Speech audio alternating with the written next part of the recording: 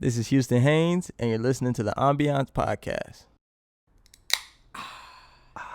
Damn. Hey, Mango Cart, I've said this before. I'm going to say it again. I need that sponsorship. Get him like, sponsor Mango Cart. This is like the third time that I've had Mango Cart on the show. My man Houston right here isn't even a beer type of dude. Right. I don't even drink beer, and he just put me on y'all, and it's fire, so y'all better give him a deal. Yeah, he might even purchase another beer again. So yeah, hit us up. We're ready for you. But anyways, I got my man Houston Haynes right here out of Palmdale, California. Yes, sir. Today's conversation is going to be a little bit different than usual. Usually we have a lot of creatives come on the podcast. But I wanted to have specifically Houston on. I've known Houston since 2016? Yeah. We met at Colorado State University, both played football together. And ever since I've known you, you've always been outspoken about black rights issues, activism, and all that. So leading up to this moment, I've really wanted to use my platform for good in a sense of getting more information out about police brutality and issues that relate to black rights. So when I was thinking about who to have on, I thought there was no better person to have you on because I have so much respect for you. Wow. And how you spread your word. And one thing before we dive too deep into this, I just want to say, in no way, shape, or form do my opinions or what I'm going to say in this episode, is it going to represent all white people or all Mexicans' opinions on things. I'm just simply trying to understand the struggles of a black man in America today, right? And then vice versa for Houston, anything that he says in no way, shape, or form represents the entire black community. He's just simply trying to explain to me the struggles of a black person in America, right? Yeah. Okay, yeah. Just wanted to make that clear for everybody listening out there. But yeah, let's get into it, man. Houston, how you been living, man? I'm good. First off, thank you for having me on the show, bro. I appreciate it. Of course. And a little tidbit about what you just said. That's kind of crazy that you say that, and it's true. Like what I'm gonna be speaking about is like my own personal experience, what I relate to, but it's kind of an oxymoron because in a sense in society, in American society in a way, everything I say and everything I do, whether I like it or not, is a representation of my people, which is funny. But it is the truth, whether you could look at it as an unfortunate truth or whatever it is. Me, I just look at it as it is what it is. But that's dope, and I appreciate you saying that. Yeah, man. Like I said, like this is this. But yeah, we're living in some crazy times right now. Some extremely crazy times. It's getting wild. How old are you, Houston? I am 25, 94, 25. baby. I can say I'm 26, 25. In my 26 years of living, this has been the craziest year of my entire life. Can you say the same? Mm-hmm.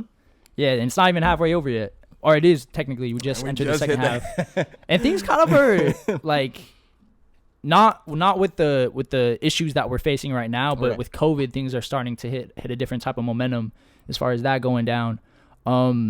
I'm still cautious about that, though. Still very cautious about that. Yeah, I don't want to put that message out there that, like, yo, we beat that shit. It's done. Because he's listening to us right now. It's listening to us talk our shit, and it'll come back, like, real quick.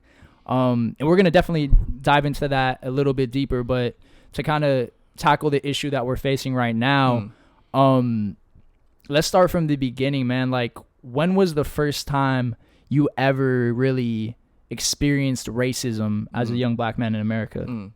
So it's funny that you asked that as well. One of the biggest things that kind of like irks me today is seeing people talk as if racism is a new thing, like it left and then it came back to where it's like I remember in 2000 I think 16 when Cap first started kneeling, a lot of like celebrities and stuff like that would say comments like, I can't believe racism is showing its way back up in our society and stuff like that. And I remember sitting there like, where did it go? Like, yeah. I've been experiencing this my whole life. It's definitely different and definitely a lot more subtle being in Southern California. Like, I grew up in, like you said, Palmdale.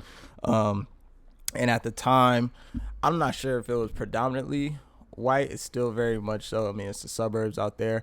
So a lot of the racism that I dealt with were microaggressions. So what do you mean by that? So microaggressions are basically subtle racism, like different racist remarks, like somebody saying something to me because I am educated and I speak quote unquote properly, or with, you know, the English that we're taught in our schools. They would say something like, "Oh wow, you articulate yourself very well," or "Oh wow, I didn't expect you to sound like that," or "Houston, you sound white," or "Houston, you're not like the other black people," and stuff like that, like those types of things. And that I have experienced my whole life, so I can't really speak to like a pinpoint time to where like racism I would say affect me. I would say like overt racism, but the microaggressions for sure. I remember growing up because, like I said, I was well spoken. Like when people would say that to me, I would always feel kind of weird. Yeah. Or when people would say, like I said, or in high school and stuff like that, people would, once they got to know me, they'd be like, "Yo, Houston, I thought you were gonna be like the meanest, craziest person I ever met, but then like you're pretty cool." And I'm just like, why? Yeah. Why'd you think that I was like that? Why wouldn't be like this?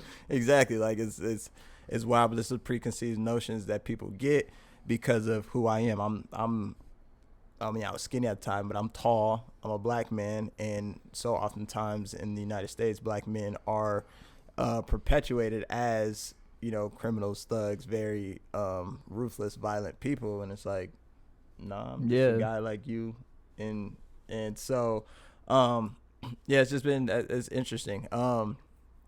I will say, to answer your question though, I didn't really become conscious of how big the role of racism and microaggressions were, because like, so microaggressions, experiencing it as a young person, I didn't know what that was. I just always knew it felt kind of strange that people would say It that didn't to feel me. right. Yeah, it was just like, what do you mean I'm and I remember a time like when we're reflecting back on it, like thinking to myself like, dang, I really used to say to myself like, I'm really not like other black people. Or like I think Chris Rock had a commentary when he talked about like black people versus niggas, and can I say, oh yeah, okay, Yeah, so this is like free reign podcast. yeah, I bet. So he had a rant that he went on. It was a joke talking about some like, oh, black people, like we're cool, we're outstanding, but then you got niggas who are like kind of like the less desirable of our race, the people that are bringing us down. And for a time growing up, because I was so often told like I'm not like them, I'm like an other, I would look at myself in that light, like I'm not a nigga, I'm black, like don't call me a nigga, I'm black, blah blah blah. And it wasn't until I got to college and I got introduced to a professor at USC on this trip called Urban Project LA. His name is Dr. Jody Armour. His Twitter handle is literally at nigga theory. I don't know if it's still that, but like he wrote a theory of nigga theory, and basically it summed up, you know, the word, why we use it, the power that it holds for us in our community, but then also like he talked a lot about, especially when he like talked to our group, the issue with making that variance of I'm not a nigga, I'm black, but at the end of the day, society is going to view me as a nigga. So whenever I act against what their stereotype of me would be, so whenever I do act like how I was raised to act, with respect and in an honorable way, I can't let their notion of me make me think that I'm different or better than my black brother at the end of the day. Okay. Because we are all in this together in a sense. Like, kind of goes back to what I said. Although I don't want to represent, or not that I don't want to represent my race, although I shouldn't have to carry that burden of representing my race. That's a big burden, man. It's an entire race. Yeah, like, exactly. Yeah. And especially in the spaces I've been afforded to walk in, like a lot of them are very predominantly white. So I am a representation of black people wherever I go. And because of that, I can't allow my actions, the way I move, be looked at as an other. It's like, no, I'm a black man. You're going to see me as a black man. So that way, when you see me, you're going to start to expect kind of like the same from others, from my other brothers and sisters, and not look at them as if I'm the one exception of what's right and what's good. It's like, no, we're people, we're human beings, just like y'all are people and human beings.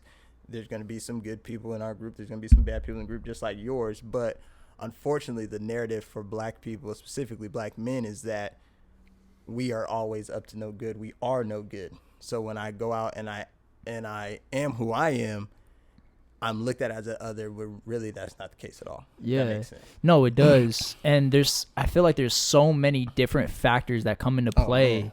Like, it's like, where do you start, man? like from back in and I took this class in college. I forgot what course it was specifically, but we did a study on how race and color plays a part from the beginning of when you're born. Like I think this isn't as much anymore because there's a lot of movies and shows now that are starting to have more diversity, such as Moana, Coco, you know, the list goes on as like new movies that are coming out for kids. But back in our day, the study basically showed how many movies have the bad guy being dark, deep voice, and the hero, the good guy, being white and heroic and things like that. And that's just an example of just like how this has come to be in society today. All right. And I want to go back to something that you said about the subtleness of racism, and you called it microaggressions, right?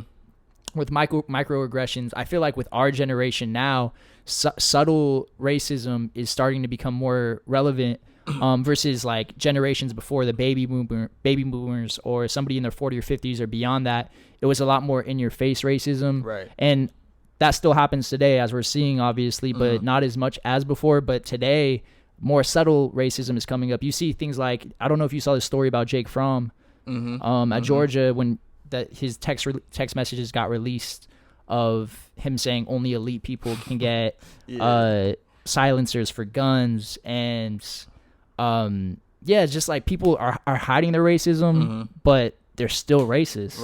Right. And I was actually, that's crazy that you say that. I was on my way over here, I was listening to the audiobook. It's called Why Are All the Black Kids Sitting Together in the Cafeteria? And it just talks about racism and, most importantly, like subtle racism, microaggressions. At least as far as I've been listening to the book so far, I'm like maybe a quarter of the way through. And it talks about that like very thing. Like, even though I'm sure Jake Fromm probably didn't mean anything by that, or maybe he did. I don't know him personally, but say he didn't, the fact that he would even like make a joke like that, it's because of systemic racism that we have in this country. The fact that like you said, we view white as right. So like he would say something like that because subconsciously in his mind there is some truth to that. It's like, I'm a white man, I come from money, I'm elite, so like it would make sense for them to give something like that to me. You don't want to give it to a sense of entitlement, right? Quote unquote hoodlum or something like that, a black person, an other, because that's how we've been portrayed throughout the media. Like even what you said with like movies and stuff, like I think it's called homogeneity or something like that in movies and stuff like that, where it's like predominantly white. The hero's typically white, the bad guy's typically black or darker, and it's happened in Hollywood, but that's not by coincidence. That's something like, since the media has been a thing, that's how we've been portrayed throughout our history in the United States. So to kind of like take it back, if you take it all the way back to slavery, right? So this whole construct of race, first of all, it's made up. Like it was made because of for financial reasons at the end of the day. So you have your elite whites. There was a time where like you had your elite whites, and then you had your poor whites and your slaves and your blacks or whatever. And so at the end of slavery, there was what was the name of that period in time? It's slipping my mind, but there was a time where like black people were making like real headway in the United States. That's where you have places like Black Wall Street, Tulsa, Oklahoma, like Harlem Renaissance, different things like that, or not Harlem Renaissance, that's way later. That was kind of a resurgence. But where you have areas where like black affluence and black people are doing well for themselves. But then you get like immediately after racism ends, what starts happening in the media is the portrayal of black people being criminal, being violent and stuff like that. And it's because What book was I reading with that? I think that was they talk about it a little bit in can't think of the name of the book. It's gonna come back to me at some point. Yeah, no. But they talk about it a little bit there, where it's like it was done strategically because black and white people were coming, poor black and whites were coming together and realizing like the issue of the class of society. So then you have your elites who portray that narrative and portray the white man to be better than the black. That's when you pit the two poor people, I guess, in a sense, against each other. So you have white people thinking that, like, at the end of the day, regardless if I'm poor or don't got nothing, at least I'm better than him. And so I'm going to do everything to maintain my whiteness, my little bit of power that I have, and keep him down, basically. So I say that to say, like, if you look at our progression and stuff like that with the media and stuff like that, we're always depicted as a criminal, a thug. Yes, go. Hillary Clinton's my favorite term from her, super predator. Back in the day, we forgive her. I think some people do. I don't know. That's a different story. Yeah, that's a whole other thing. She does her liver life. Man, there's a lot of bad news coming out about her, bro. You seen that Epstein documentary? Yeah, I've started. I have not finished it yet, but it's wild. Yo, I'm sorry to get a little off topic, but there's supposedly some like court case or trial that she lost like last week or she lost recently. Yeah, and the media isn't fucking covering it at all. But supposedly, this may not be correct. I'm talking off the top of my dome, so don't come after me if this is wrong. Yeah, fact check it. Yeah, but supposedly, it was in regards to the emails, of course. But there's like apparently photos of her, along with Bill Clinton, like molesting like little girls and shit, bro. And who knows if it's tied in with his Epstein stuff. Yeah. But anyways, I mean, there's a lot of people who are throwing it out there that's like one of the main reasons why the media keeps talking about like the COVID-19 virus and is bringing up this race issue that we have going on right now, is to keep people from realizing that our leaders are in the thick of it, including they president, old Donnie. I like how you said they president too. Yeah. You know what I mean? Unfortunately, he happens to be my president too, but whatever. Yeah, we don't gotta claim him, bro. I didn't vote for him. We don't gotta claim him. We don't gotta claim him. We don't. But yeah, that's wild. But yeah, it's just so wild to see. I mean, I think a good depiction of that, and like that talks about it, the film 13th. That was another movie that was like super impactful on my life. 13th? Yeah, I haven't seen it. What is that? It's by Ava DuVernay. It's actually on Netflix.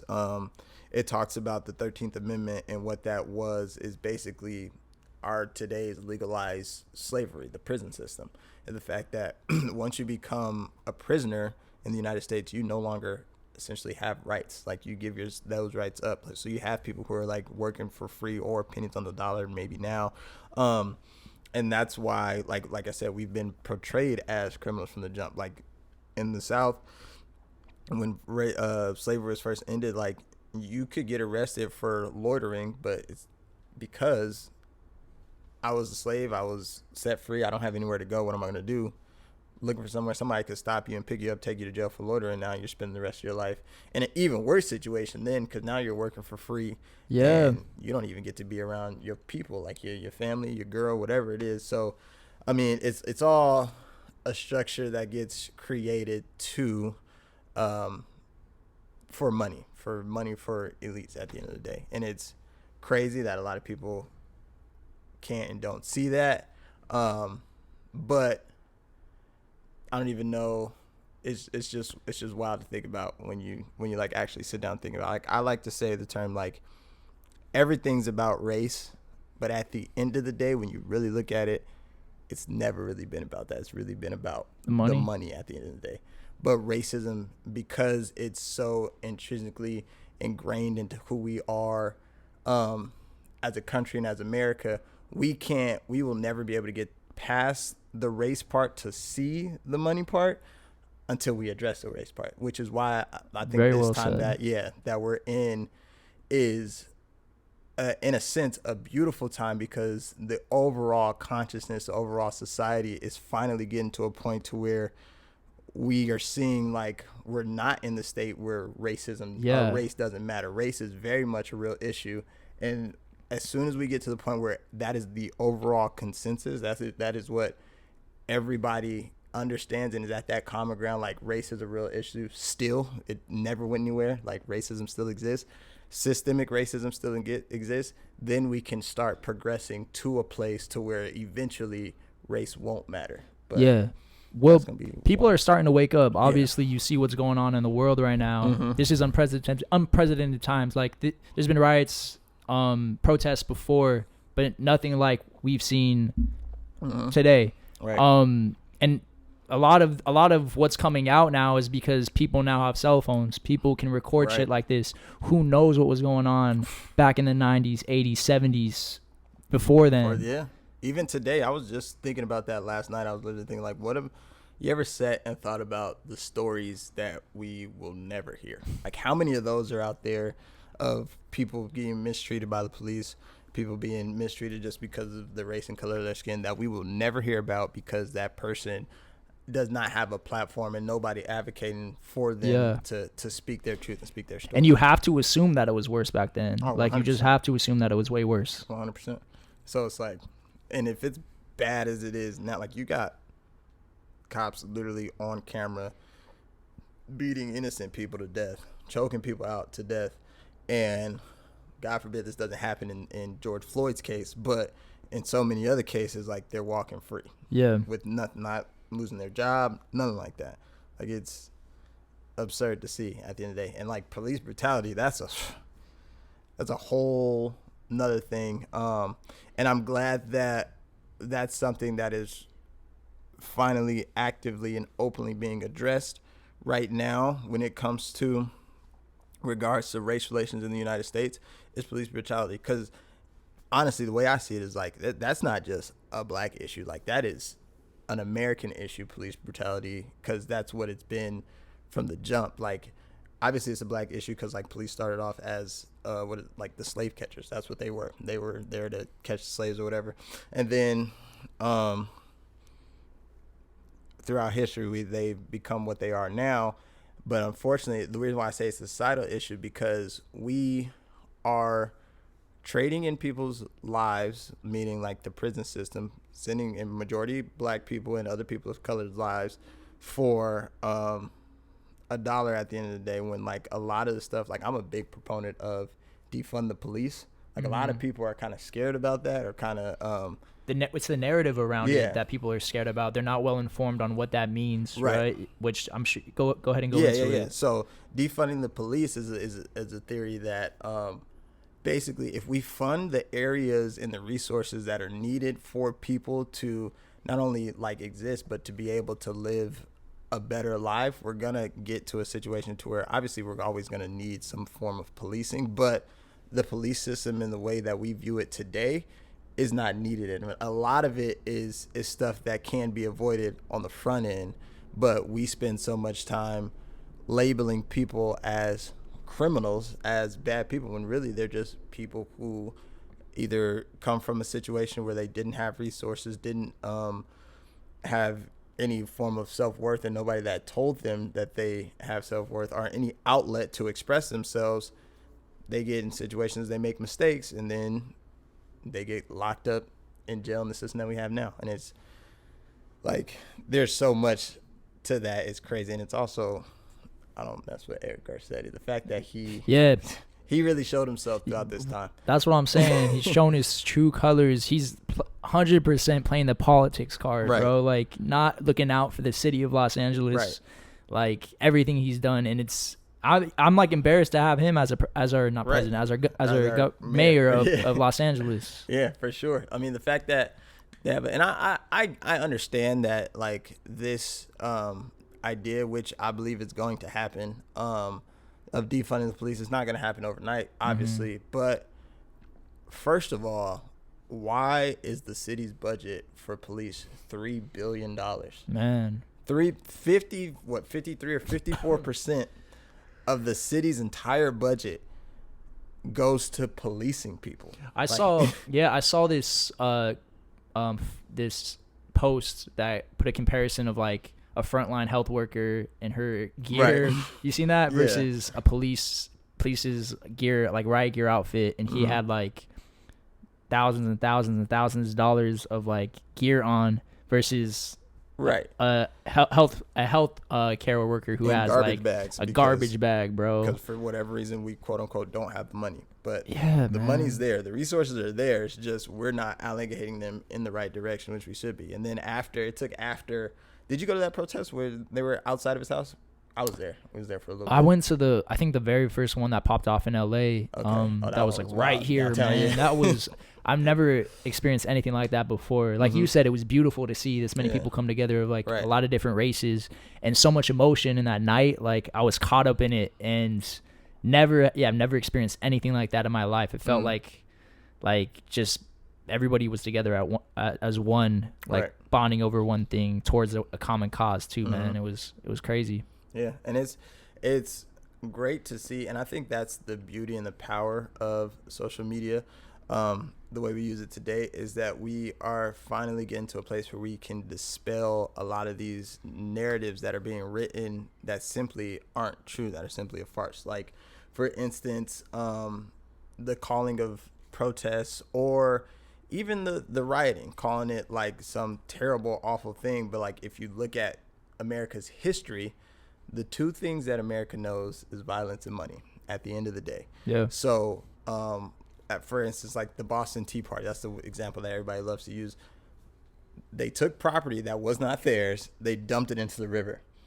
Like, they didn't even take it to like resell it or nothing like that. Like what the quote unquote looters are doing right now. Like, they took property that wasn't there in protest, that wasn't theirs, and they threw it into the river. We celebrate that to this day. Like, it's romanticized, it's highlighted in our history books all over the place. But when we're talking, and they were talking about like taxes and stuff like that, when we're talking about a black person's life, people being so upset that and not having any other outlets, that they decide to go destroy some property, but now all of a sudden that's a terrible thing. Yeah. So like my view on that, me personally, so I'm not I'm a lover. I'm not a fighter. Like, I'm not the guy that's going to be a hoorah. But I will say, get in where you fit in at the end of the day. Meaning that if you have all this aggression, and when we were down there, bro, in those protests. Which protest was this? I went to the one on the first one that was like by the Grove. By the Grove, got okay. looted the first time. That one was wild. We were looking around. The homie was like, we're all like the older people. Like, where the old heads at? And we looked around. It was like, bro, that's us. We the old heads. Like those groups that are down there right now, like those are kids. So imagine yourself how you would feel when you were 17, 18, 19 years old. All that aggression. Yeah, and you were upset about something. Bro, you're going to mess some stuff up. Like, and it's easy, especially if you're not there, to look and cast judgment on those kids and say like, oh, that's terrible. Like, destruction of property is not okay. And like all the different things. And I will say, from the black community, at least in LA, y'all did this one right this time about where you guys were putting these protests, because like the Watts riots, both of them, they happen in our own communities. And what the cops do, they did what they do now when they're looting and stuff. They stand there and watch, and they're going to let you burn your stuff down. But they would make a line like in the white neighborhoods, you're not going to come over here, but you can stay over there and blow that stuff up. We don't care. But this time around, like when we're doing our protests, if you've noticed, like it was at the Grove. It's been in more affluent areas. There's been some, like recently, I would say like just this past week, that have been in like Compton, South Central, those type of areas. But those have all been remained peaceful. Things are more organized now for sure. Yeah, 100%. About like where shit is going down. I will say this though, there's two things that I don't fuck with about what's going on. Is one of them is anybody who's doing this to small businesses. Right. You know what I mean? That's their livelihood. That's what I understand the need to loot. Like, I understand the need to get your aggression out. Mm-hmm. Do that shit at Target. Do that shit at Walmart. So I have two views on that. So I totally agree with you there, but at the same time, here's my take on that, especially like the small businesses and the black-owned businesses. When things like this happen, one, there's people are gonna do that that's going to happen regardless, but they're going to do it wherever they're at. So it just so happened that there was a target there. Like, people in the moment aren't thinking enough to be like, we're not going to touch that store, except for with the example I'm going to provide in a second. But at the moment, people aren't really thinking, oh, I'm not going to touch that. That's a small business. Like, now people are finally starting to get it. But like beforehand, you just caught up in the moment. Like, yeah, you're caught in. And it's crazy that, like you said, being caught up in the moment. So when we left, because we left just as people started, there was a chase down the street and they started messing up the chase or whatever. So we left and I was walking. I told my homeboy, I'm like, bro, I could see how people can get, like, it's called mob mentality. Like, when you're there and your adrenaline's rushing and everybody's going crazy, like, you really want to go crazy too, because you got some built up aggression and stuff like that. But we left, thank God, and we didn't get into none of that stuff. But I say that to say, now, thankfully, like, a lot of the young people are understanding that, you know, like you said, like, these are small businesses. These are people that don't have anything really to do with this. We should leave these areas alone. But at the same time, my defense for them and my critique of the people who are judging them is, if your business means that much to you, if this is really what you say it is, if, like you say, you don't have a problem with the protesting, go down there, be in front of your shop, show them your face, be a support, hand out waters, because what I will say, there's this guy, I forgot his name, but he's the owner of Happy Ice on Melrose. It's a black owned, and he was the one that basically started it. Now, if you see when people are protesting, everybody's got their boards up and a sign that says like Black Lives Matters or Black Owned or something like that, because he sat outside his shop that entire time. He was giving out water and stuff like that to protesters. The next day, there's pictures. The street is literally destroyed. His store is the only one that's up. Wow. Because, and that's what I say, like we can't really be like casting judgment. And that's why, like, I was getting really, I had a conversation with, I think it was my brother and stuff like that. Like, I'm like, in all honesty, if you're not there, either protecting your store, and I don't mean protecting it with a gun, but I mean, like, if you say you're about people protesting, be in front of your store, give out waters. People know, and people are smart enough to be like, oh, this person right here, like, he wasn't, he's with us. We're not about to go mess up somebody that's with us.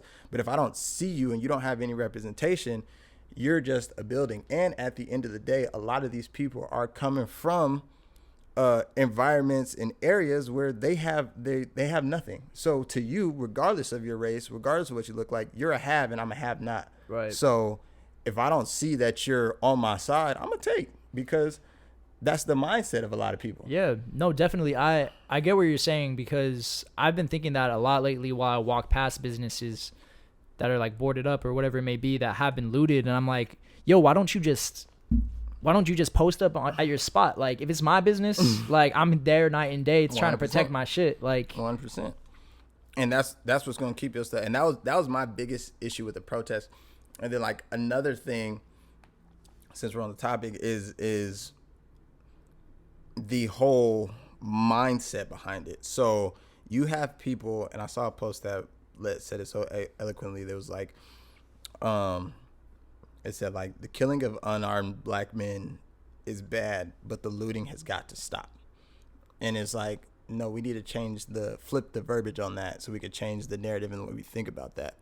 The looting is bad, that's one thing, but the shooting and killing of unarmed black men needs to stop. Yeah, definitely. When you prioritize, there's so many people, I had to talk to my homegirl about it, like, she was like, I'm with the protest, but where I draw the line is like the looting, like, under no circumstances, blah, blah, blah. And I'm like, nah, because at the end of the day, and you can even see with some business owners, like, although it hurts, and I sympathize with those people for sure, because it's like, bro, like, this is your life's work and now it's gone. But at the end of the day, you can recoup those losses. You can get some of that back in some form or fashion. You can start a GoFundMe now. You can raise money. You can do whatever you need to do to get your business up and running again. You can't get a life back. So if somebody's frustrated and showing their frustration that way, I personally am not going to knock it, because a lot of the people who are judging these people, saying that it's wrong and saying that this is not the way to do it, are the same ones that are like, we got to find another way. Right. What? Yeah. What's the other way? Like, what? We're done with other ways. Right. Like, one, first of all, the whole idea that you need to protest a certain way makes absolutely no sense, because that's the whole idea of a protest, is to cause disruption, to make people listen. yeah, I mean, the chant every single time you go to a protest: no justice, no peace. Right. And it's funny because I was thinking about that the other day when we were saying it. I'm like, we're saying this, but we keep reinforcing the fact that we are peaceful, which is a good thing. Like, we're peaceful, but like at the end of the day, what we're saying doesn't our actions aren't matching up with our words. Right. And so you can't tell a person how to protest. One. Two, we tried to protest peacefully. Yeah. Colin Kaepernick took a knee for this very reason. We're going to get into that too. For this very reason, in 2016, it's 4 years later, we are still talking about the same thing, because people didn't listen to the peaceful protest. Why? Because they were upset about how he protested. Yeah. You can't dictate that. And then a third thing, for the ones that are saying like there's got to be another way. Well, if you're not giving somebody the alternative option, you can't be mad at the option that they're choosing, because what they're choosing is what they know, what they've seen, what's shown in the history books to work. Yeah. And that's rioting, and that's causing chaos. So you can't be like, don't do that, that's bad. Okay, so what should we do? If you don't have any answers, you kind of got to just eat it at the end of the day and listen. 100%. The government does not want what's going on right now. Oh, no, not at all. And it's the worst. This is one of the worst case scenarios for them. Oh, for sure. But it's great in a sense, because especially the fact that, like, for the past, and I think that's why they're in such a rush to open the country back up, because we're at a situation where it's like people are sitting at home all day. They have nothing to do. So now the person who might have been apathetic to the situation, not really caring about it, they're seeing it all day. Now they're looking into it. Now they're taking action and participating in it. And it's like, if you're in a person of power and you see us as a threat coming together and being upset about this, you're not going to like that. You're going to do everything in your power to steer the narrative, which they were already trying to do. Like, I'm sure you were at the protest. The ones that I've been to, any type of violence that happened was ignited by the police, the people that we were there protesting against, that we were saying what they're doing, how they are operating is not right. Police brutality is not okay. They show up to the protest and brutalizing people. That, yeah. It's so ironic. I'm even of a proponent to be like, because I've never been really a fan of like protests in the streets. Like, I do it just because I feel like that's kind of my duty. But after doing it a few times and understanding and realize the impact that it has, it forces people to look to see, and that way you could take the necessary steps behind the scenes. So start signing the petitions and stuff like that, because you can do that as an individual. But at the end of the day, if the protests aren't happening, these quiet things could be going on, but they're not. You don't know if it's carrying as much weight as it does. Like, the protest is what grabs the attention. So there's two sides to it. 100%. Right? And like I said, everybody has a role to play, so play your role.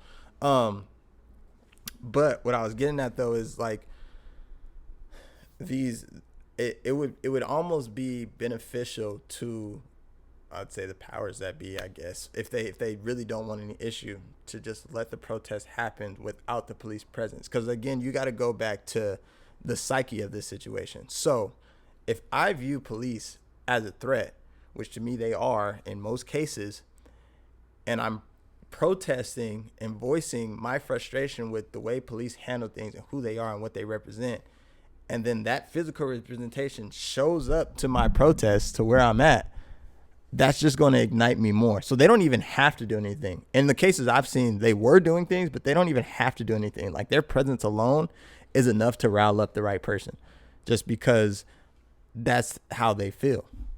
And it's wild. But I'm glad that the narrative is, thanks to social media, the narrative is being spun in the right way. Like, we're seeing what's actually happening. Like, you can't hide behind what the mainstream news wants to promote and be like, oh, look at all these. Like, no, we just saw that these officers hit this person that had their hands up saying don't shoot. The proof is in the pudding. It's right there. You can't deny that. Exactly. We're seeing it. And for those who are still not, like, if you're choosing to at this point side with the police, then you're choosing to be ignorant. And that's not to say, like I said, or not like I said, but I do want to reiterate, there are good police officers. There are people who believe and truly believe in protect and serve. But the issue is not enough of them, as of up until now, are speaking out against their counterparts. It's really, I've always viewed police as a gang. They're the baddest gang to ever exist, ever. Yeah, Nipsey said that too. 100%.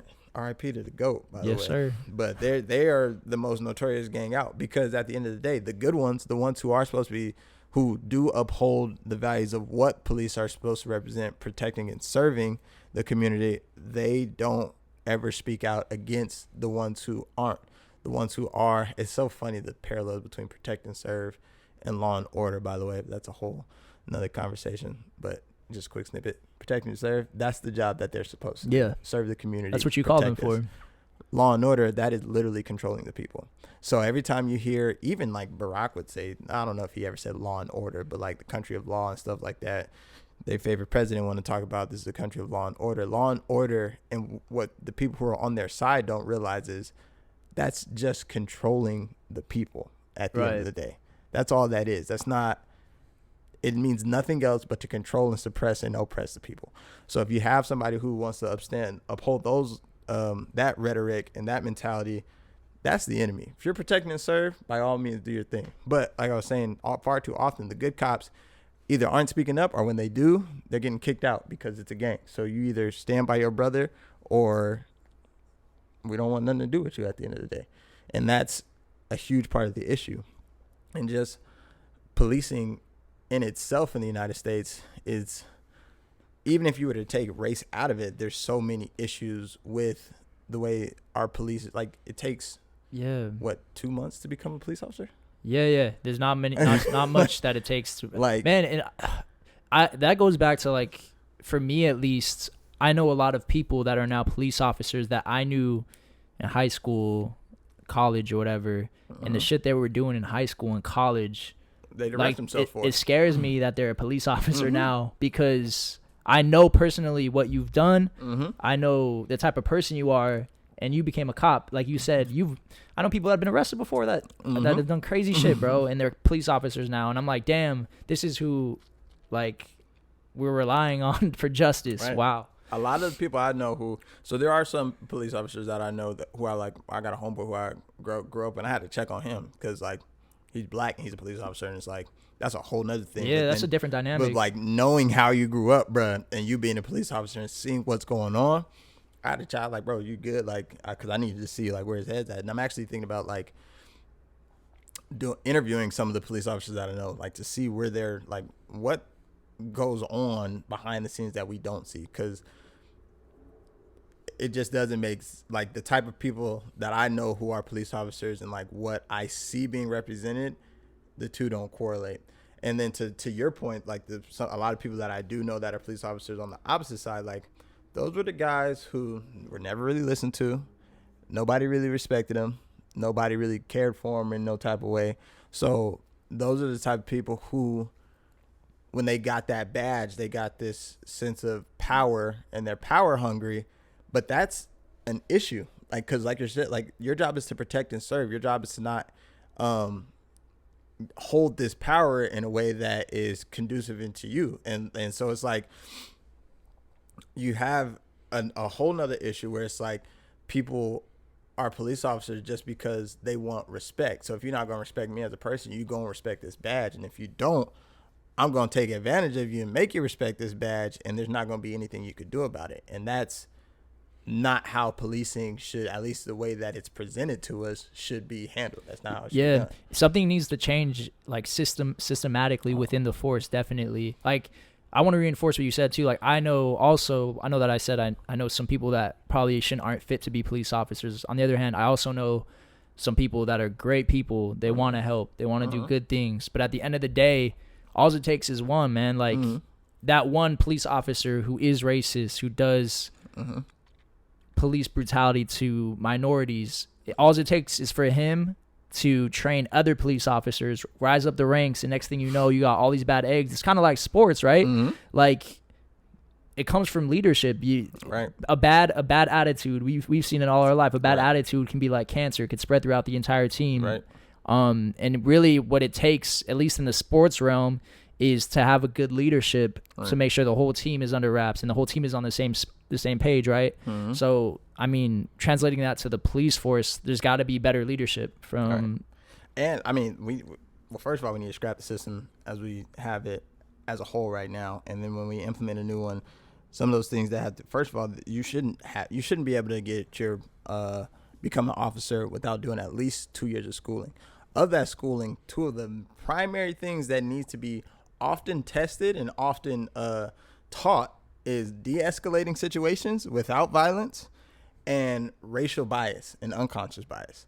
So that means it makes no sense for a police officer, especially me as a black man, for a police officer to even expect of me to be calm in a situation. Knowing the history of police against my people, it makes no sense for them to think that I need to remain calm in a situation while they can act any type of way. That it's asinine. It's foolish. And to that point, if anything, given the historic events that have happened, right, police officers should approach black males and females with even more care. More cautious, yes. Like, in not the sense of being cautious of like something's gonna happen, but the sense of being cautious of like, okay, I know where his mindset's at. So exactly, and that goes to like I said, learning how to de-escalate a situation instead of coming in and saying, "Get on the ground, hands up," blah blah blah, like making me even more frantic and me feeling like my life is even more danger. Coming in, having a conversation, figuring out what's the issue, because I could have been the person that called you. Like, you see that time and time again, where like the people who call the police come in and they end up being the ones getting either arrested or shot or killed. Like, you saw that, that girl get dragged by the police for that exact same scenario. Right. Like, and they called them to help her.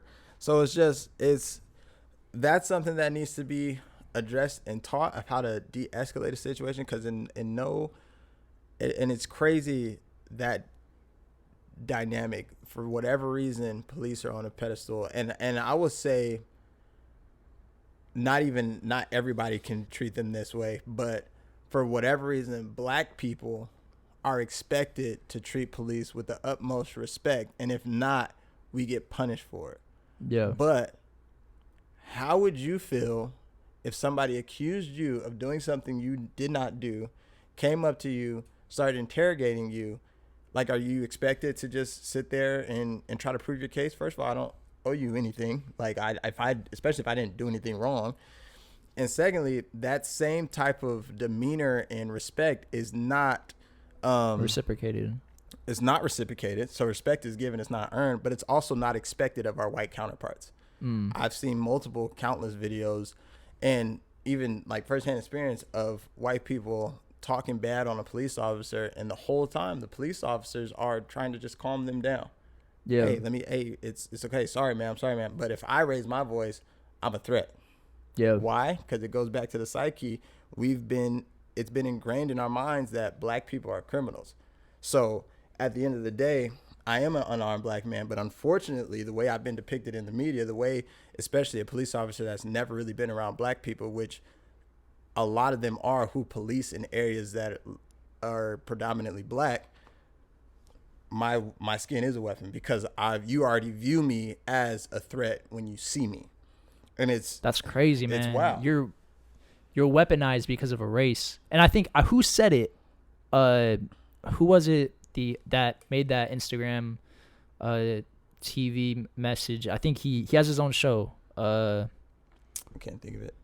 On Comedy Central. He was just talking about specifically that Trevor Noah? Yes, Trevor Noah. That whole kind of speech that he gave on Instagram, where he talked about how what was the case that I forgot her name and I forgot his name.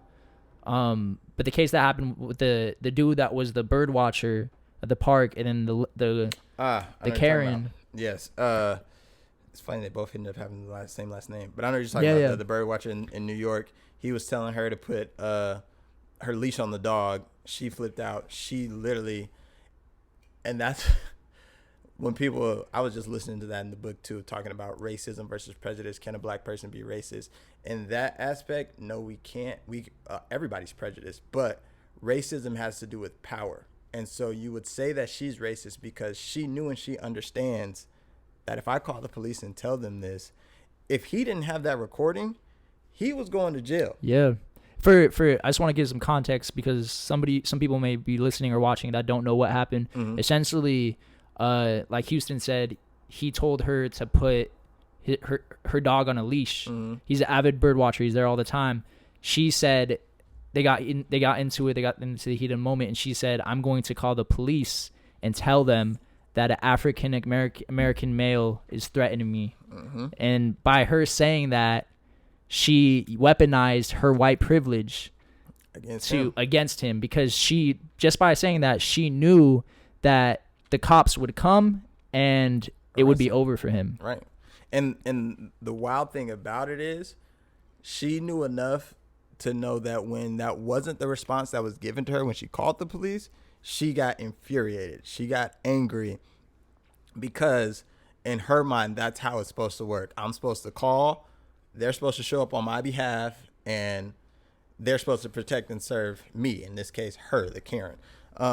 Yeah. And shout out to all the good Karens out there. I know all you guys aren't bad. They're going through a bad time right now, bro. I'm sorry. Yeah, exactly. My friend Karen, I love you, girl, but dang, you might have to change your name after this one. Honestly. Yeah. And what's crazy about that moment is it was so organic and it was so instinctive of her to say that. It wasn't like she was like, what can I say to get at him or to get under his skin or to get him to get away from me. It was just like that came out, which is the real. Yeah. The real came out. And that's how people really feel. And it also caused you to question, like I said earlier, how many stories that we not heard that we don't know about where there's somebody sitting in a cell right now because of that very thing. Mm-hmm. Because they weren't even trying to be disrespectful or anything. They were just trying to look out for people around them. And somebody didn't like that, so they used their power to put them in jail. Man, I can't imagine, man. And that's why I'm happy to have you on because to talk about this, there's no way that I can understand what a black man or female goes through. Like the perspective that you have is always going to be different than the perspective I have. Right. And it just seems like if you're put in that situation and you're in jail for something that you didn't do or for something that somebody said, if it were for me, I'd be so hopeless in there. Like what can you trust about the system if you're in that situation? Right. And that's why to get back to like the relationship with the police, that's why like if I ever get pulled over and stuff like that, like I'm always on edge. Like I remember the last time I got pulled over, I was speeding. Totally my fault, 100%. I'll take responsibility of that. But when the police officer came to my window, I was literally looking at his gun the whole time. Like I didn't say nothing else to him because at the end of the day, like because of your track record and your history, I perceive you as a threat. And so the difference between the two is an officer will approach me and see me as a threat because of who I am. I see them as a threat because of their track record and what that uniform represents and how our people have been treated by them. Not necessarily him as a person. So like I always think about like from the officer's point of view is like it's crazy. They see this badge before they see me as a human being. Because we do. Because of how that badge has treated our people for centuries. Right. But keep going. It's wild that they say that, but at the same time, they see me as a threat without seeing me as a human being first. And it has nothing to do with anything other than the color of my skin. Like somebody posted something today and they were like, police officers aren't wearing their uniforms to and from work right now. And it was like, he said it like ironically. It was like, imagine, not being able to wear your uniform just because of who you are, what it represents or whatever. And I reposted. I was like, yeah, that's crazy. But the only difference is like, I can't take my uniform off. I don't go home at the end of the day and be like, all right, I'm done being black today. Let me just take off my skin. Like I can't do that. And that's been my biggest frustration with Blue Lives Matter versus Black Lives Matter. Black Lives Matter and versus all lives matter. Black Lives Matter is simply us saying, hey, yes, all lives matter, but right now our people's lives don't matter as much to people as everyone else.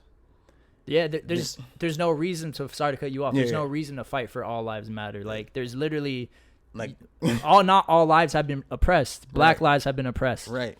And it's wild that you would even have to explain that. I'm not saying that your life as a white man, your life as a Mexican man or whatever doesn't matter. I'm simply saying that right now and throughout history of the United States, our lives have not mattered as much. And then the Blue Lives Matter thing, that is just completely left field, because at the end of the day, a blue life, and don't misinterpret this, is not a life. Blue, what you're talking about, is a uniform. Yeah. That's not a life. It's There's not a a person skin behind color. that, but that is, you can take that uniform off when you go home. You can live your life when you're not in your uniform as if you are not a police officer and nobody would ever know. But I can't live my life as if I'm not a black man, because the first thing you see when you see me is my skin color.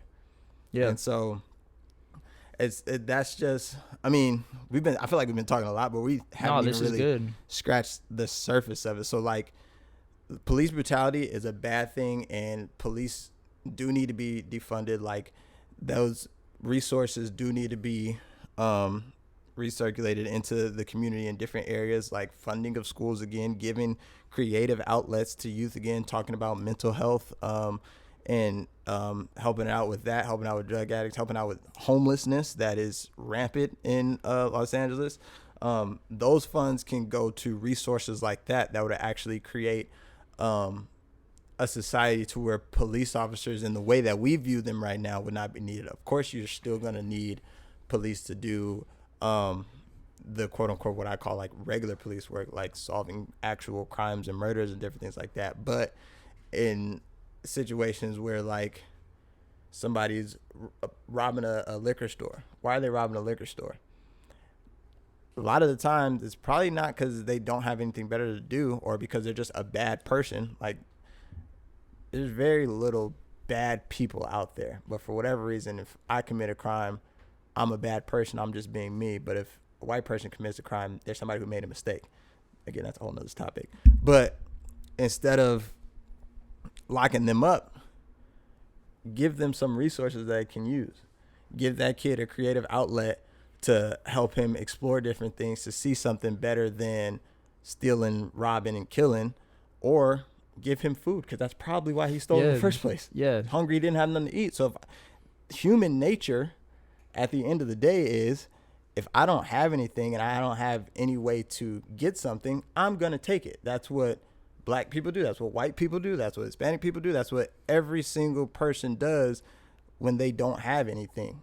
Yeah. They're going to take it at the end of the day. Especially when you're pushed to the point of no other option. Uh-huh.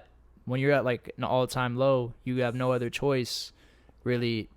They always say, like, don't mess with a man who has nothing to lose. Right. So, And right now, black people don't have nothing to lose at the end of the day. So we're going to keep marching. We're going to keep being out there, protesting, writing our emails, sending our letters, making our phone calls, doing whatever that we need to do to progress this conversation forward. And I think, like I said, the beautiful thing about this is we're getting to a place where the overall consensus is becoming that black people are disproportionately treated worse by the police than other races, and that racism and systemic racism exists on a level that a lot of people don't even realize. It blew my mind today that somebody said, I've learned more about black history and the struggles of black people in the United States over these past 3 weeks than I have in my entire 12 years of schooling. really. That's insane. And it hasn't been, it's not like we've been given a dissertation on black history right now. We're simply talking about just the police, the relationship between us and the police, not to mention everything else that happens to us in the United States. And that's another thing too. Like, I didn't learn what little that I do know about my people until I got to college and I decided to start taking ethnic studies courses. I was going to ask you that too, because I feel like you are so passionate about educating yourself about your culture, and then also speaking out for your people. So yeah, what makes you so passionate about it? I would say two things that really like impacted my life was one, shout out to Dr. Bemper at Colorado Yes, State. sir. I don't even think he's a professor there no more, but Dr. Bemper, you already know you're the GOAT. I took his class. It was called Black People in Sport, talking about the history of sport through the black people's lens. And it's crazy the different stories that you hear about that you have like you wouldn't even know. And I only know because I took his course. But these are stories and histories of us, the American people, not just us black people, but us, the American people. There should be no separation, first of all. And then secondly, a hugely impactful moment in my life was Urban Project Los Angeles. I took that the summer before my senior year at Colorado State. You went there right after you went to Jamaica. Yeah. Jamaica of mine too. Shout out to Michael Sylvester and the Athletes in Action crew. So that one was a whole different dynamic for me because two things that were very important to me at the time and still are in a lot of ways: my faith and sport. Sport's always been something I've been growing up in and I've done my whole life. So learning and understanding about my people in sport was hugely impactful for me. Learning and understanding about my faith and my people was hugely impactful for me because going into that summer, like I was to a point because that was 2017. So the summer before that, like 2015 and 2016, like that was when like it was like 2012 to 2015. Well, anyways, like that was when like social media was really starting to blow up. So you really started seeing police brutality for what it was and hearing the different stories about unarmed black men being killed and women being killed by the police for absolutely no reason. And I remember that summer literally being to the point where like I would get messages from my friends telling me like, yo, be okay, be safe and stuff like that. Like just going about my day. And not because I'm living some reckless lifestyle, just because we're constantly being shown images of the police killing us. Yeah. Like it was literally that crazy. And the thing that was most frustrating to me is as a Christian man, nobody I felt like was speaking about this. We all tried to hide behind the whole God doesn't see race and, you know, we're all one in God's eyes, which is complete and total, excuse my language, all my Christian people bullshit. At the end of the day, were you conflicted between the two? Oh, 100%. And I was this close to walking away from my faith at the end of the day. But thankfully, thank God I went to Urban Project LA. And that is a 3-week program that literally talks about racism through the Christian lens and how much evil people have done in God's name in regards to racism, specifically in the United States, and what different ways and actions that I can take as a Christian to reverse that. Because, I mean, you can't really, like, stuff we've done to people in the name of God, like, I totally understand and see why people wouldn't even want anything to do with God. But thank God that, you know, there are people out there who truly understand what Jesus stood and meant for and are trying to live and emulate that life. And one of the things that I will die by dispelling right now is the fact that Jesus did very much so care about who you were as a person, talking about your race, your ethnicity, all of that, your entire being as a person. Nowhere in the Bible did God say your race doesn't matter. Because if that's the case, he would have made us all one color. Yeah. That's what you believe. Or if that's the case, like, race wouldn't be a thing. But it is. And the Bible talks about how our nationalities, our differences are something to be celebrated, are something to be seen and embraced for who we are as a person. Like, the most dangerous thing that could ever happen is, especially in today's age, is for somebody to say, I don't see your color, I just see you as a human. Because it sounds cute and it sounds good on the surface level, because maybe one day that's a society that we can get to. But right now, there are injustices done to me. There are things that are afforded to a white person that have nothing to do with who they are as a person, just the color of their skin at the end of the day. And that's systemic racism. And until we can address that and do away with that system, for you to not see me in my color, it would be for you to not see me in my struggles, me in my victories as well, because there's a lot of things that black people have done for this country that aren't talked about at the end of the day. And like that's why when I was talking about like it's crazy to me when you talk about the educational piece. I think education is hugely important. There should be no such thing as Black History Month. Thankfully, we have one, because if not, then we wouldn't be learning anything about our people. But at the end of the day, like the way our history is structured since we were kids, white people discovered the U.S. False. There were people living in the U.S. Centuries before white people discovered. Indigenous people. Yes. Slavery was just kind of something bad that happened to black people. It's never really taught like, no, like Christopher Columbus didn't discover the U.S. Christopher Columbus started the transatlantic slave trade. Like that was the thing.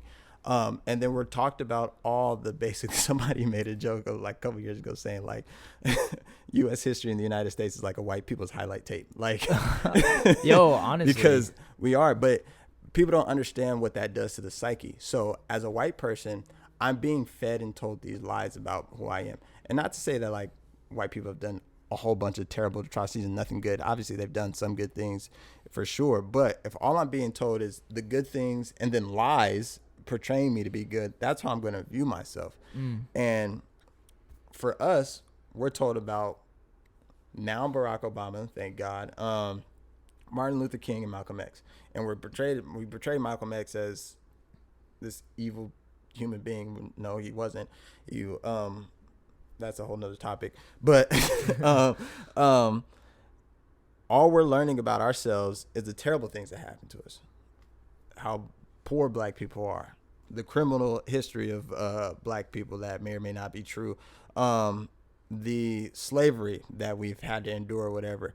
And we're not told about all the positive things that we've done for our society. So like in your psyche, you're going to, especially, so two things are going to happen. If you're not getting that knowledge from elsewhere, you're going to go through life thinking that you are good for nothing, like you're supposed to be bad, like you're not supposed to be here. Or B, if you do have that knowledge and you are getting it from somewhere, you're going to be in a constant battle with not only within yourself, but with those around you, because you know your truth and where your people come from, what they represent, and you know that it's not being told about. And if it is being told, like it's a lie that they're saying, the different stories that they're presenting to people. So it's a constant struggle, and that goes into I forgot the term of it, but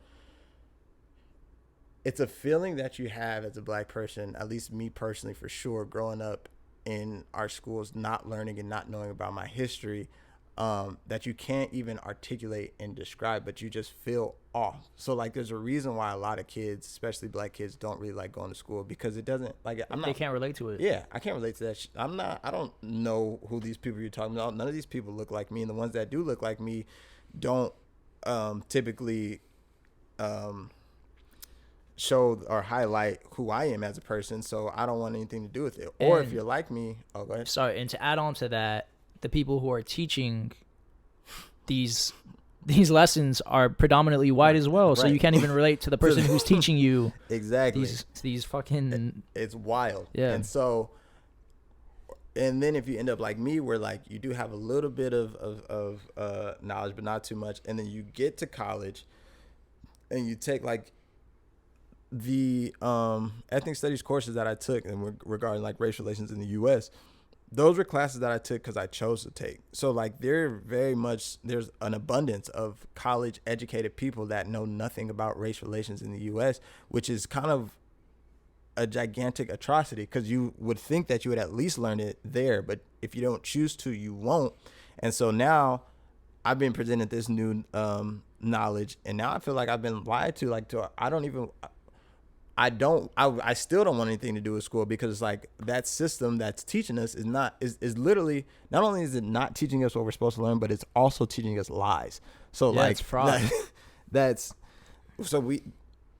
To really get to the heart of this police brutality situation, is like we really got to get to the heart of people, and we have to do a lot of unlearning and relearning as a society, and that starts with the educational system. The educational system as it stands right now is failing even the most elite Americans, because it's not telling us the truth about who we are as a person.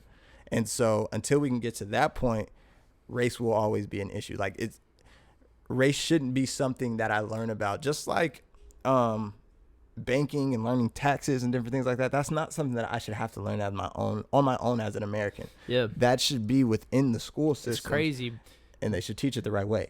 Yeah, what you're taught in high school, a lot of it is irrelevant to life. Like yeah. I can say this now, like I've just recently this year started getting into stocks, more about my finances. I'm 26 years old. Same. If I had this knowledge when I was 18, I'd be, obviously I'm not saying that my life would be greatly different, but I would definitely, very true, very true. But I would definitely have more of a head start now than I did back then. And I'm so confused as to why some of this stuff isn't taught in high school. Like it's a no brainer. Yeah. Like I think personally it's the idea of scarcity. So you have people who are elite, who are used to living a certain way, a certain lifestyle their whole life, and don't understand the abundance of what we actually have in the country. And I'm still trying to understand this concept myself, but they're scared to, and naturally so. Like if you're in a position of power, you're going to be kind of scared and kind of nervous to give up that power for sure.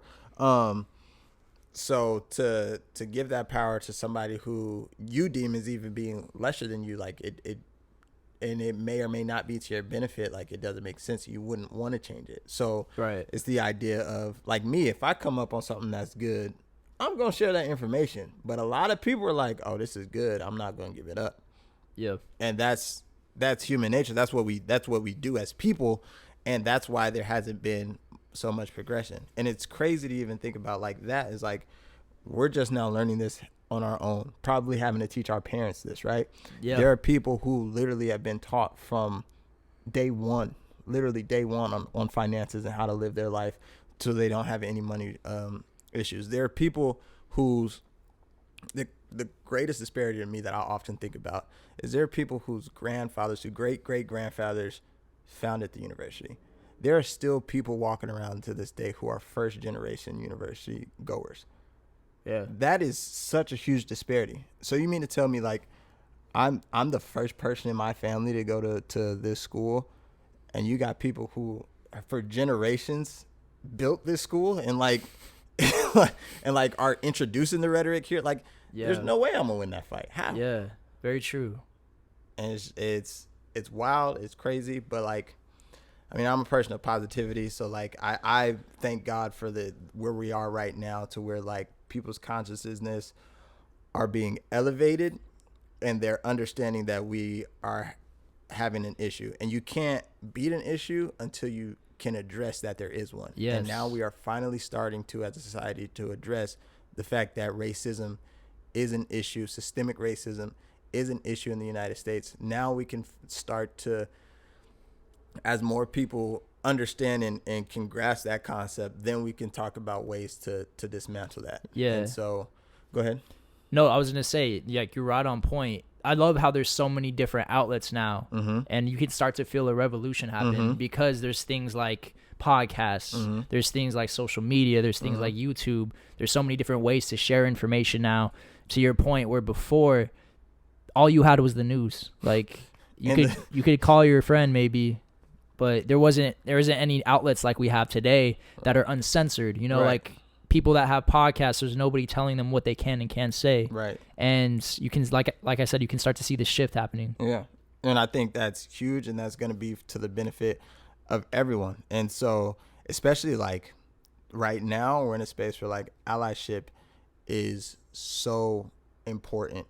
And I thought it was the most beautiful thing going to these protests and actually seeing a lot more white people than I did see black people, because to be honest, like, we're tired. Like, we've been doing this. My grandma, great grandma was in these same protests talking about the same thing. So it's like, it's the allyship to me is kind of two ways, really.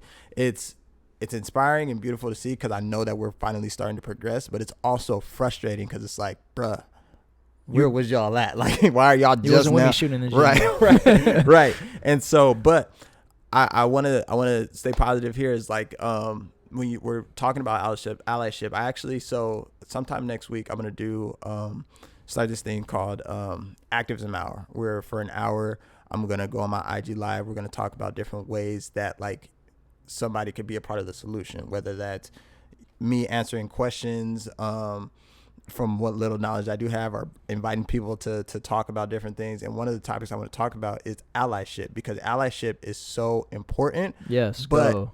there are certain ways that you have to maneuver through it.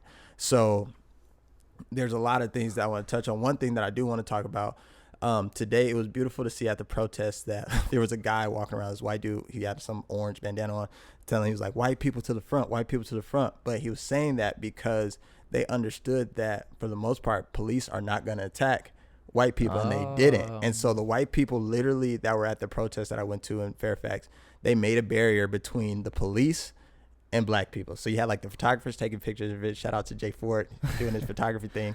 And then you had a barrier of white people, and then you had the rest of the protesters, black people, because it literally kept us protected. And that was beautiful to see. And that's what allyship looks like, being on the front line. And it really hurt me that like a lot of people that I know and care about weren't speaking and still aren't speaking up about this. Like I had a 2-day span where like I unfollowed people. Like if I saw that they posted anything and it wasn't about this, I mean, that might have been aggressive, but like at this point I didn't care. I was like, oh, I'm done. I'm not following you. Yeah. And people are getting called out. And I love that about this, because they're feeling, even if they feel forced to post something or to take a stance on something, whether or not there's a motive behind that, it's better than doing nothing. Right. And I actually had a friend reach out to me, Oliver Vaughn. He was frustrated because he was like, I'm upset because I don't feel like my posts are doing anything to help the situation. And then he was like, I also know people who are like posting just because. I was like, I let him know, I was like, I get your frustration, and yes, look to do more and do more, but also don't stop posting, don't stop sharing, don't stop talking about this, because you never know who that's going to reach. And at the end of the day, this was around when Ahmaud Arbery happened.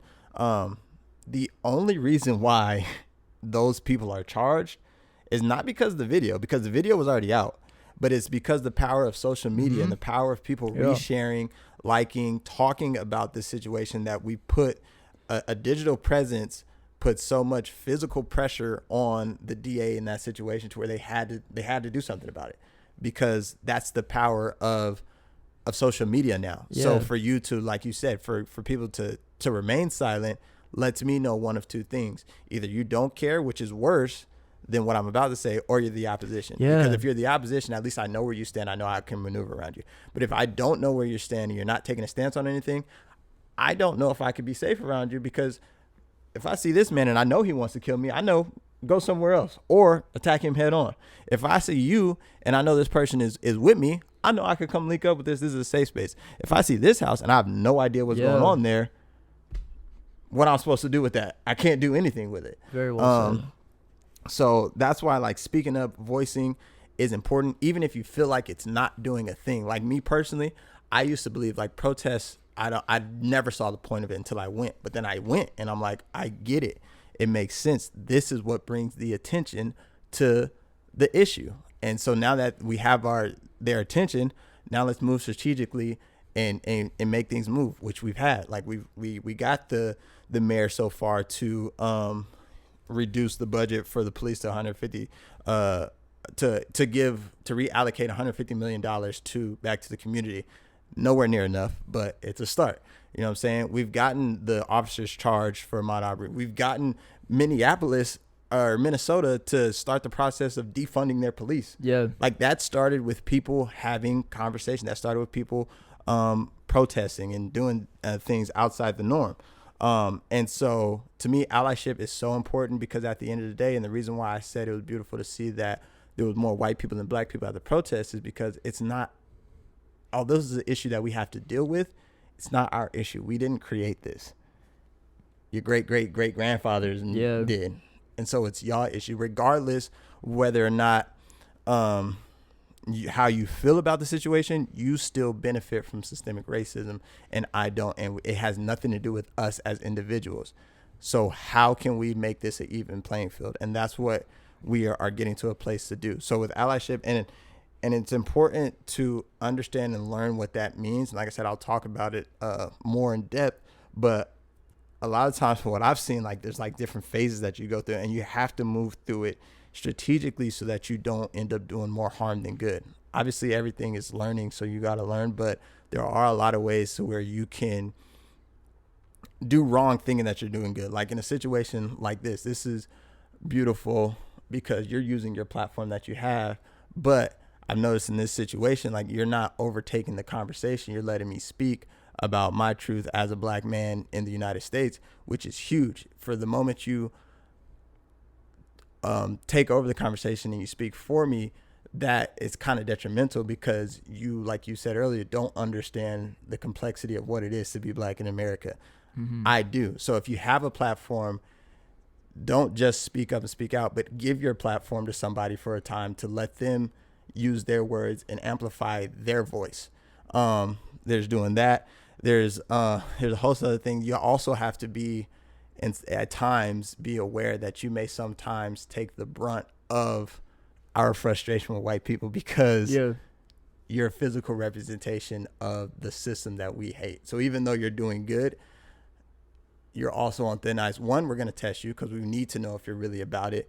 And two, we might just be frustrated. And so somebody might lash out at you. And yes, we understand and love you for the help, but that's just something that's kind of like the bruises that come with it. Yeah, I agree with you 100%. And if you're a white person, understand that and don't take offense to it. Right. Like what you just doing that act of understanding is the first step. Like what a black person is going through is way deeper than you coming to conflict of whether or not you're taking offense to some type of conflict with a black person. Right. And it goes back to the experience that we have. So let's say, for an instance, a white person is helping me out in a situation. I get frustrated and I lash out at them. And it's has nothing to do with them as a person, but who they represent in my eyes. That might not be fair on my end to judge them like that in that split second, but also that's just a split second. That's how the reality of which I live every single day of my life in the United States. Yeah. So it's like you got to be able to, and it's exhausting, it's hard, it's tiresome, but you got to be able to look past that and think, man, this sucks for me, but imagine how my brother feels who has to deal with this for years before I've experienced it. Like, I'm just now getting into the fight. I don't even know, you know what I'm saying, where to start. So imagine how the ones who've been in the thick of it off the rip are feeling right now. Yeah. And I think, too, to not combat the thought, if you're white or Mexican or whatever, and you're listening to this, don't combat thinking whether or not you have privilege or not. Like, you have privilege. Accept the fact that you have privilege, but use that privilege to further this movement. Right. And to speak on the privilege point, privilege does not mean that you didn't have a struggle, that your life was hunky-dory and it was easy. No, we understand that everybody has their struggles, everybody has their issues.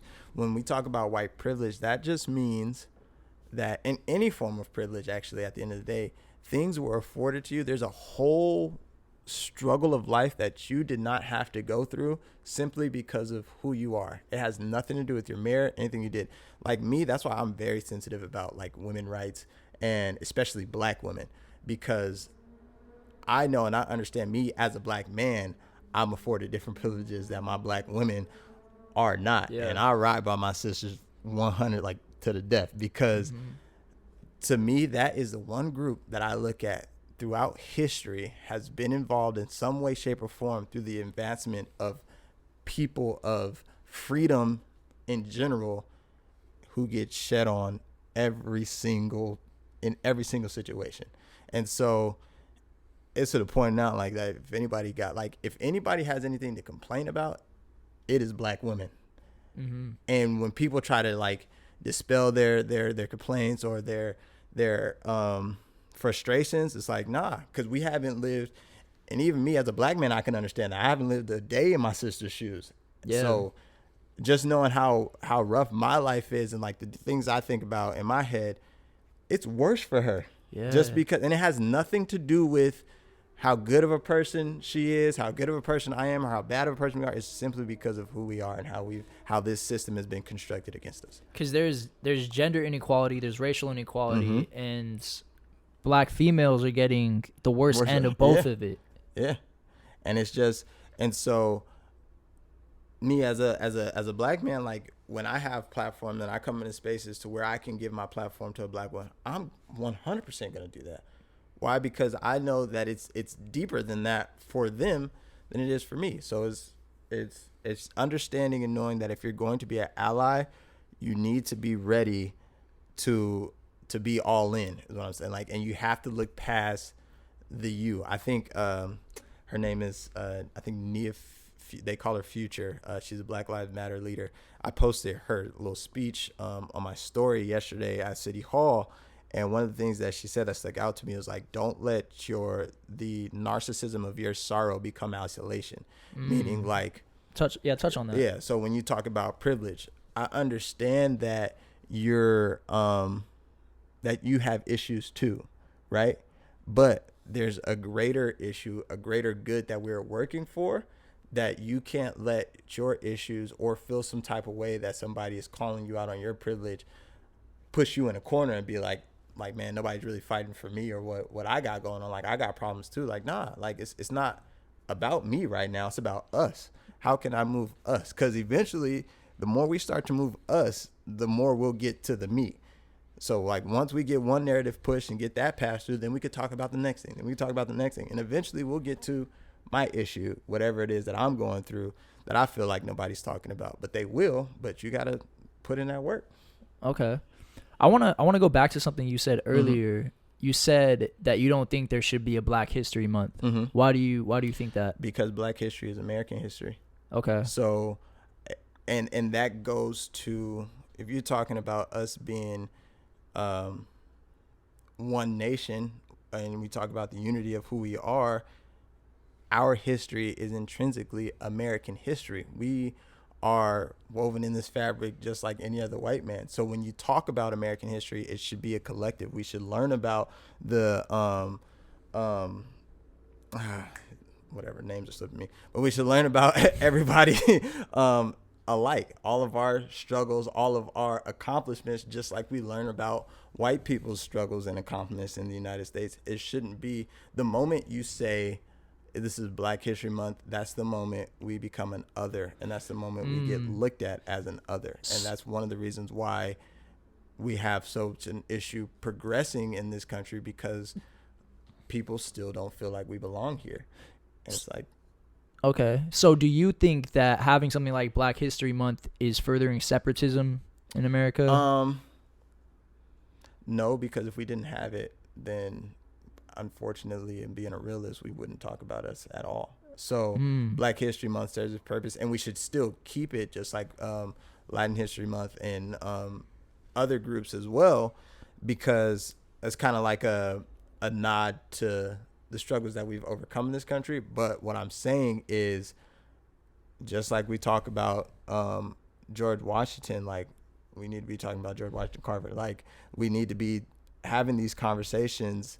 Like we should know a lot more of our history as a collective than we do. And right now we don't. And that's at a disservice to every American. Got you. Okay. So this is more of a tougher question, kind of relates to that question. Do you think schools or groups within schools that are Asian, Latino, Black, or Indigenous, having schools that separate those races, do you think that's furthering separatism, or do you think that that's good for systemic races, or do you think that it's neither? If that makes sense. So like an all Black school or all Black school, okay, all Asian school, all Latino school. I'm not opposed to that at all, in all honesty, because when you think about the average university in the United States, it's predominantly white, so it's basically an all-white school. So why not have a HBCU or an all-Latino school or stuff like that? And I'm not saying to exclude people from those schools, but I am saying, like, if a group wants a space for themselves, let them have that space, because at the end of the day, that's basically every school in the United States. And then also, I'm kind of radical in this. I personally believe integration was probably, and I probably shouldn't be saying this on here, was probably the worst things that ever happened to black people in the United States. What? Okay, go. I need to hear this. The reason why is because two reasons. One, integration was forced. It wasn't something that happened naturally over time, which it should have. And two, it happened at our disadvantage. So in situations like, I can't remember, there was a town actually close to Bakersfield that was all black, very affluent. It was wonderful. And the white people that were surrounding it poisoned the water. It wasn't Fresno, right? No. Oh God, no. I know Fresno. That's the only place I know that's close to Bakersfield. So I forgot. Why. It's kind of like a historical museum now. I've got to find the name of it. But they were a pretty affluent town, and the water system got poisoned, basically killed off everybody. It's nothing now. And then you have situations like Harlem Renaissance throughout history, or Black Wall Street in Tulsa, which they get torn down whenever black people are, because I personally feel like if off the rip they're like slaves are free, black people are free, and if separate but equal was actually a thing. So the issue with separate but equal is that separate was never actually equal. So we got less resources than our white counterparts, so we couldn't attain what we wanted to attain. So if you have a situation to where separate but equal is actually a thing, black people would have been just fine. And I think if you get to that level to where like we're both just fine and we learn to understand, and so like if integration was a thing but it wasn't forced, I think that's something naturally, and separate but equal was actually equal, that's something that would have naturally happened over time. People would have just naturally started to gravitate towards each other, and then that would have happened. But that issue with integration is, I like to put it like this example: they got our best students and faculty, we got either nothing or their worst in return. So yeah, and it didn't just start off as equal rights either. It was just like, all right, we'll start integrating you, but you still can't have all this. Right. You can only have this. Right, exactly. And so it made us, in a sense, dependent, where in situations, there's tons of examples throughout history in the United States of when black people are independent and given the resources that we need, we do just fine. We do wonderful, actually remarkable. But unfortunately, the white man has not let us do us, in a sense, at the end of the day. And that's even like, I mean, everything up until this point that has happened to the benefit of black people has only happened because it's been to the benefit of white people. Even slavery. People love to talk about how wonderful and progressive Abraham Lincoln was. That was a war tactic, a strategic move to eliminate the South's finances, because that's how they made their money. Really? Free labor, freeing the slaves. It had nothing to do, and who knows, maybe he did actually think that us black people were equal. Who knows? But the reason why he abolished slavery was to demolish the white economy. I mean, the South's economy. Wow. So yeah, I mean, that's another thing they don't really tell. Like if we can just tell the truth about our history in the United States, we would progress so much in so quicker of time than what we have been. But we keep kind of going in this circle because not enough people know the truth about who we are as a country. So anytime we're presented with that truth outside of schools and the institutions that have been set up to give us the actual facts and what so many believe are doing that, it's perceived to be a lie, or it's perceived to be not true.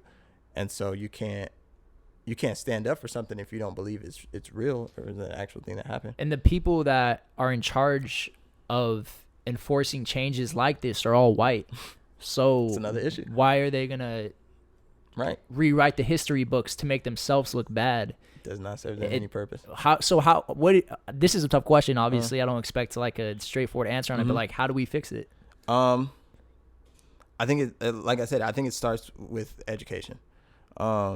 The more we could talk about the truth of who we are as a society and as a country, the quicker you can address that there is an issue, the quicker you can find solutions to that issue. Right now, we don't even believe that there's an issue in this country as a consensus, as a whole. Obviously, a lot of us do, but there are a lot of people who still don't think racism exists anymore because they're not overtly racism. Or there's a lot of people who don't think systemic racism exists. Yeah, and there's a lot of people, too, in the gray area that I feel like there's people that want to believe, but there's something holding them back, whether it's somebody in their family, one of their friends who's on the other side, and they're afraid to lose that relationship with that person. 100%. And also a huge factor that's holding them back is the fact that like they don't know whether the source of which this information is coming from is true or not, because it wasn't taught to them by the sources that they believe to be true, their school. It was never taught. I was listening to the book where all the black kids sitting in the together in the cafeteria, and she was recalling that like they were talking about she said this one white student of hers was, I don't know if she was a white student, but it was a female student of hers that was frustrated at the fact that like she's about to go teach these black kids, but she has no black authors to present them with. And she said she was reading their journals that she had them write, and one of the male students in the class was like, wrote in the journal like, it's not my fault black people don't write books, but it's like, it's just because he was never taught that there actually are a bunch of black authors. He was just never exposed to them, so in his mind he made it up that, oh, black people don't write about nothing, because you can only go based off of what you're shown at the end of the day. And that's, like I said, it's got to start with education. God, what was the name?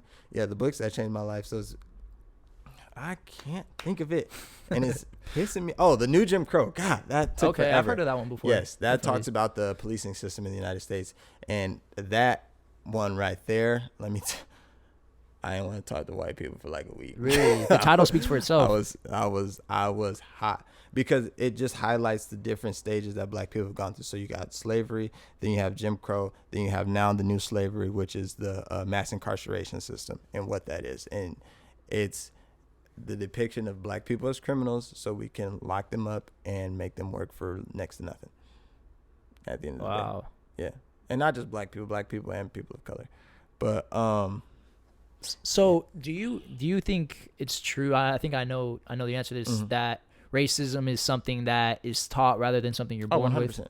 100%. I don't, like I said, that, so when you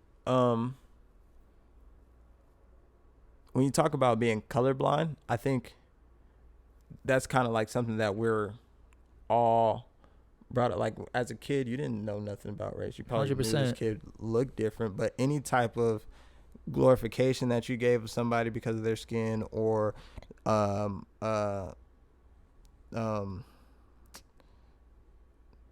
I cannot think of the word, but being negative to somebody or like talking bad about them because of their skin or whatever, like that. Them? Yeah, there it is. Demeaning. God, I couldn't appreciate that. That's literally what I was trying to say. Demeaning a person because of the color of their skin. That's all stuff that's taught. Whether you learned it on TV, by your parents, by your family, it doesn't matter. And if you don't have direct contact with those people, and you're also being fed lies about those people, when you see those people, you're going to assume what you've been told and what you've heard about it. Yes, 100%. And I think there's something to be said about the place you grow up in, right? Right. Like for me, where I grew up in West Covina, a little bit, for those listening who don't know, that's on the outskirts of Los Angeles, kind of. Very diverse area. Probably 75% of people were people of color, Asian, Mexican, Black. The minority was white people. So me growing up, I'm around diversity 24/7. This is what I know is normal. So I didn't see or experience, not that I would in the first place, but I didn't see it going on as much as I would versus, for example, living in Colorado. You know what's crazy about that? What? In my class of Dr. Bimper, this girl was in our class and said, "This is the most diverse place I've ever been to in my life." Talking about Colorado State University. What? Think about the culture shock you got coming from out here, because that's kind of how it was in Palmdale. That's how it was in LA. It was a very big culture shock. It was like, whoa, it was white people everywhere. Like I literally for like the first month and a half of being at that school, the only black people and people of color that I saw were on the football team or played a sport. I didn't walk into class and stuff like that. I didn't see any other black person. And that girl said, this is the most diverse. So there's people growing up still in areas where there's no black or any other color. And growing up out here, we're not here because there's different cities and different counties where it's a lot different as far as racially. But for the most part, like whites are minority out here as Mm-hmm. far as race. So living in a place like this, it's like if you are racist and you're white out here, you're not gonna enact it out here because shit's not sweet out here. Like you can't do that type of shit out Right. here. You might be able to do that in the Midwest Right. or Nebraska or something like that and get away with it, but out here You can't be overt racism. No, I would argue like microaggressions. You've probably dealt with that on your own too, whether or not you may have realized it or not. But that's definitely something that goes on here. Like people like to think that California is, and even like the whole. If we go back to the police situation, the most quote unquote progressive states in New York, our cities, New York and Los Angeles, have the most notorious police agencies in the world, not even in the U.S., but in the world. Yeah. And that speaks a lot to the racism of like California is actually a very racist state. I didn't learn that until I took my it was an Asian law class. So it was like the history of Asians through the lens of the law, and they went through so much shit in California just trying to be them. Like it was ridiculous, and there's so many different like.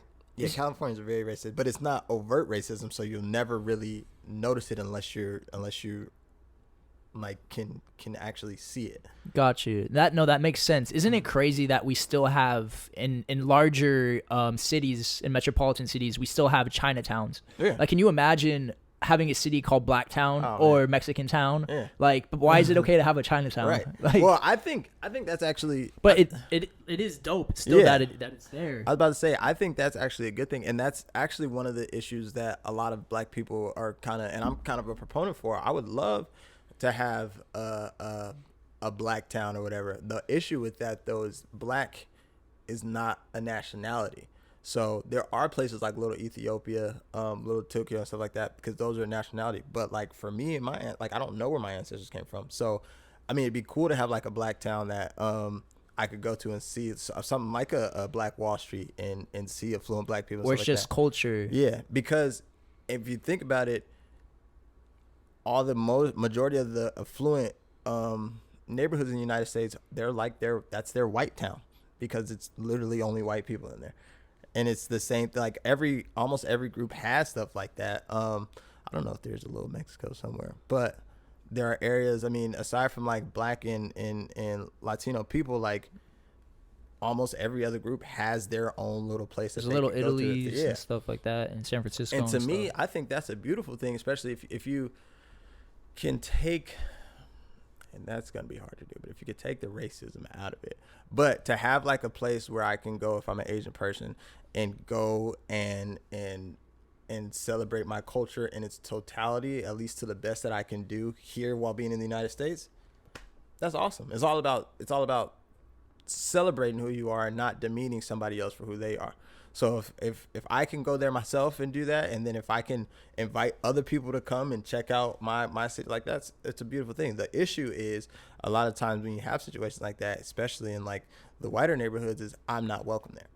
So like I can't come there, because if I go there, there's a problem. I'm gonna be getting harassed by the police because I'm an other and I'm quote unquote not supposed to be there. Right. That's a really interesting perspective on it. Yeah. I never really think about it that way. What do you think about like sports teams like the Redskins, the Braves, the Indians? Do you think that is racist? 150%. That's why they suck so bad. Like, yeah, that's literally, in regards to the Redskins, that is like literally there being a team called the Niggers. Yeah. Like it was an insult to call a Native American that. It still is in a lot of cases. So like to have a whole team being celebrated by it's the equivalent of that. So let me ask you this. Do you think it's racist to watch those games? That's a great question. I never thought about that. I would say yeah. Or to be a fan? Yeah, I would say yeah. Because, I mean, at the end of the day, you're giving power to something that's condescending. Like they could easily change their name to like the Native Americans, or just like highlight a Native America. Because like when you talk about sports, you want something that's kind of like fierce and like warrioristic. So like they could change their name to like a famous Native American who was a wonderful warrior or something like that. Yeah. I feel like maybe Indians isn't that bad because It's not, but it is, because the only reason why Native Americans were called Indians was because of because Christopher Columbus thought he was, or whoever the hell found them, thought that they were going to India, so they landed here and was like, oh, the Indians. See.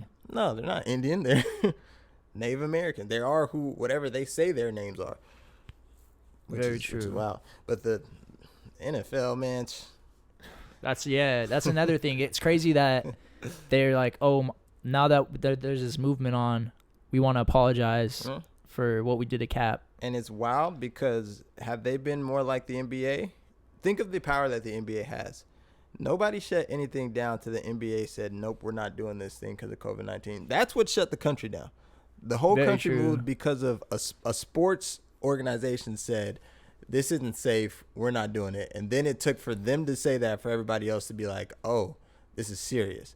So imagine what would have happened if when Colin Kaepernick took his first knee in 2016, it might have been like December 2015, I don't know, whenever he first did it, and people realized that instead of trying to change the narrative and make it about a flag, which I hope you listen to everything Shannon Sharp has been saying with regard to like Drew Brees and that conversation. That was beautiful. He put it so well.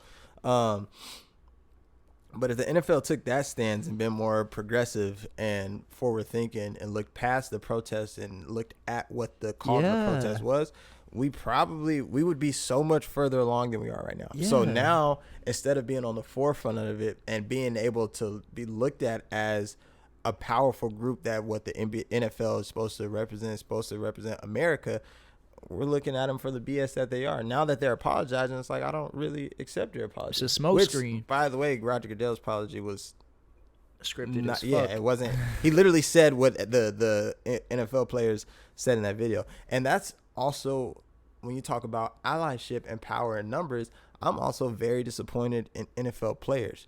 Because if they would have took that stance with Colin Kaepernick as a collective, as a group, that would have forced the owners to do the same thing. There were some that did. There was a good amount. But the issue was it wasn't as a collective as it is now.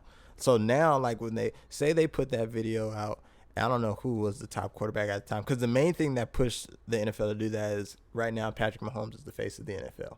And he was in that video.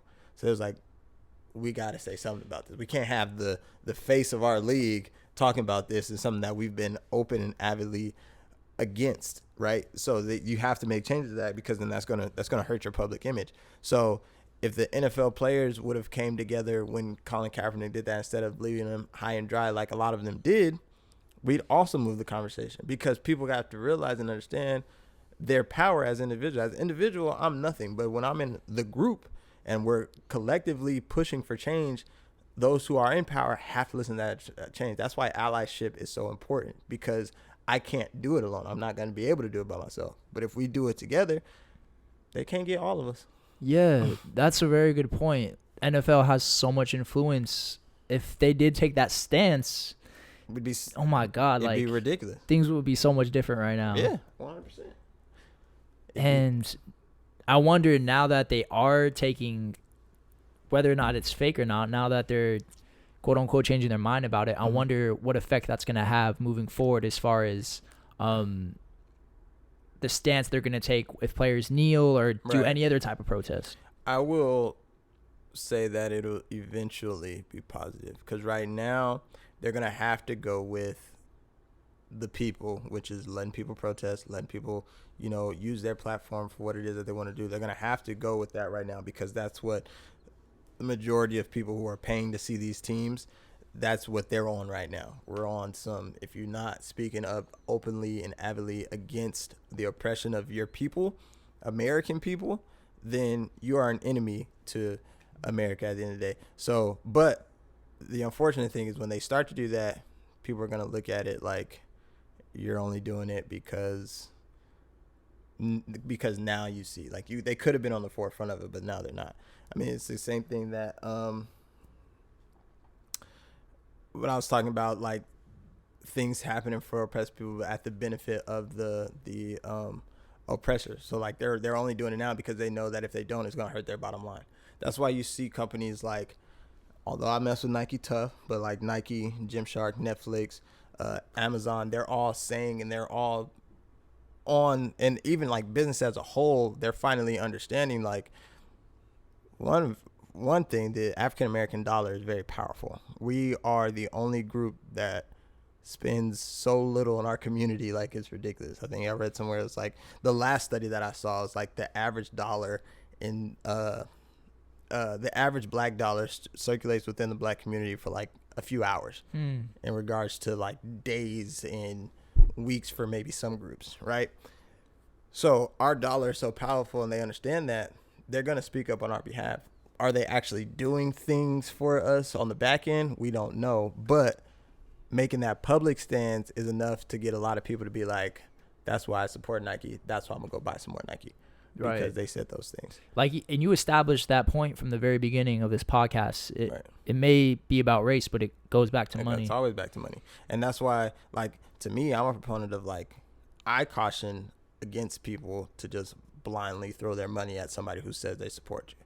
Because I could say that I support you till I'm blue in the face, but what am I actually doing? Am I having people write our lawmakers to change legislation? Am I threatening to pull my shops and my stores out of these communities if I don't see any change? Probably not. Mm-hmm. But because I said something, it looks good on paper, so majority of the people they're gonna rock with it. So it's gonna make me some more money. There's actually a lot of money that's made, and I forgot the name of it. Like they've come up with the name of an entire industry for, I think it's called the grievance industry, meaning like when situations like this happen, it actually boosts the economy for some industries. Yeah. Because when people see that you support them, they're gonna support you. Yeah, and there's something leaking out in regards to that, being that so many people are donating to charities. Mm-hmm. A lot of these platforms that take a cut of that are booming because of what's going on in the world right now. Yeah. So, I mean, I think there was another study that said like lately, like the stock market tends to trend up when situations like this happen as well. Really? Yeah. Damn. Fact checked everything that we're saying on this podcast. Though, honestly, today. that's the beauty of podcast though. This is all off the dome. Like, you should never think of me as an expert at anything. I'm just a man trying to learn. Knowledge is power. Right. And yeah, fact check everything we're saying, like Houston said. Yes. Cool. Well, it's getting a little late, so I still want to talk about some other things in regards to you and what's going on with you. So it's hard to go from such a heavy topic to something a little bit lighter, but we're going to transition into a little bit more about what you got going on with the Fit Fam. Yeah. The fam. I keep calling it the Fit Fam. Nah, the Fit Fam is the Instagram handle, right? Nah, it's the Fam one. The Fit Fam is the email.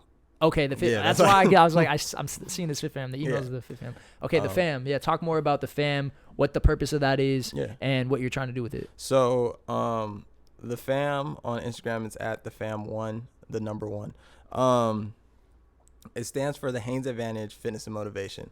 The Haynes Advantage being that, not saying that we are the advantage, saying that we have an advantage. Our advantage is God. We are a collective of individuals in our family that believe that our source is God, and we believe that our purpose is to spread God's love through whatever talents and purposes that we have. Fitness and motivations just happen to be one of those talents and or expertise that we thrive in. So right now it's starting with myself, one of my sisters, Brianna, two of my brothers, my twin Harris and my brother Justin, and trying to build the platform to promote generational health and wellness, meaning like, and it kind of started with me personally, like my own fitness struggles, because I hate working out so much. Like, it's the worst thing really ever. still But I've been on my own fitness journey, and I've been seeing how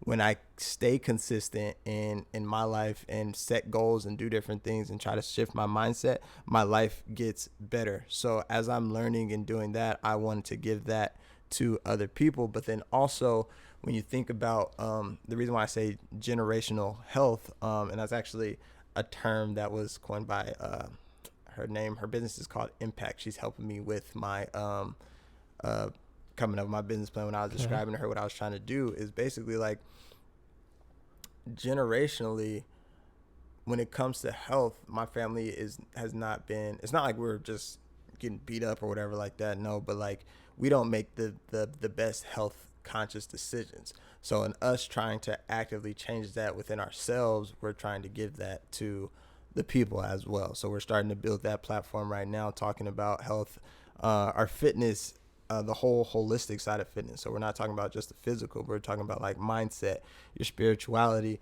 What's your, our main slogan is, what's your why? Why is it that you do what you do? Because we understand that when you get to the root of that, you can get through anything. The verse that I use for the company is 1 Corinthians 13:7, and it's the one that talks about love is patient, love and kind, love endures all things. And the main thing that I harp on is the love enduring all things, because if you have something that you like love and you are care for deeply, like that's what you're going to hold on to when things get tough. That's what's going to get you through whatever it is that you may be going through. So it's fitness, but to me it's so much bigger than that, because like I said, like I'm not even a big fitness guy. Like I'm getting there, I'm getting on that track, but it's about using my platform, what I'm good at right now, and spreading that love to people. So it's fitness right now. Who knows, maybe in 5 or 10 years we're talking about other things, because I mean we want to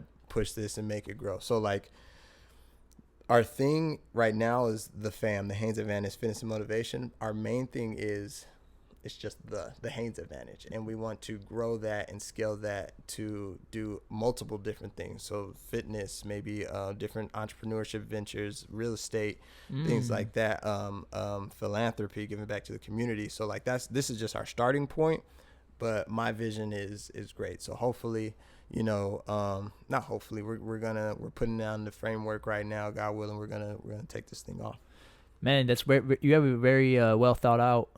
Is what it sounds like. But I want to touch on something too. You believe in this so much that you quit your job to start this. And so, for those of you guys listening, Houston had a pretty good job, good paying job. It wasn't like no scrub job. It was a really good job.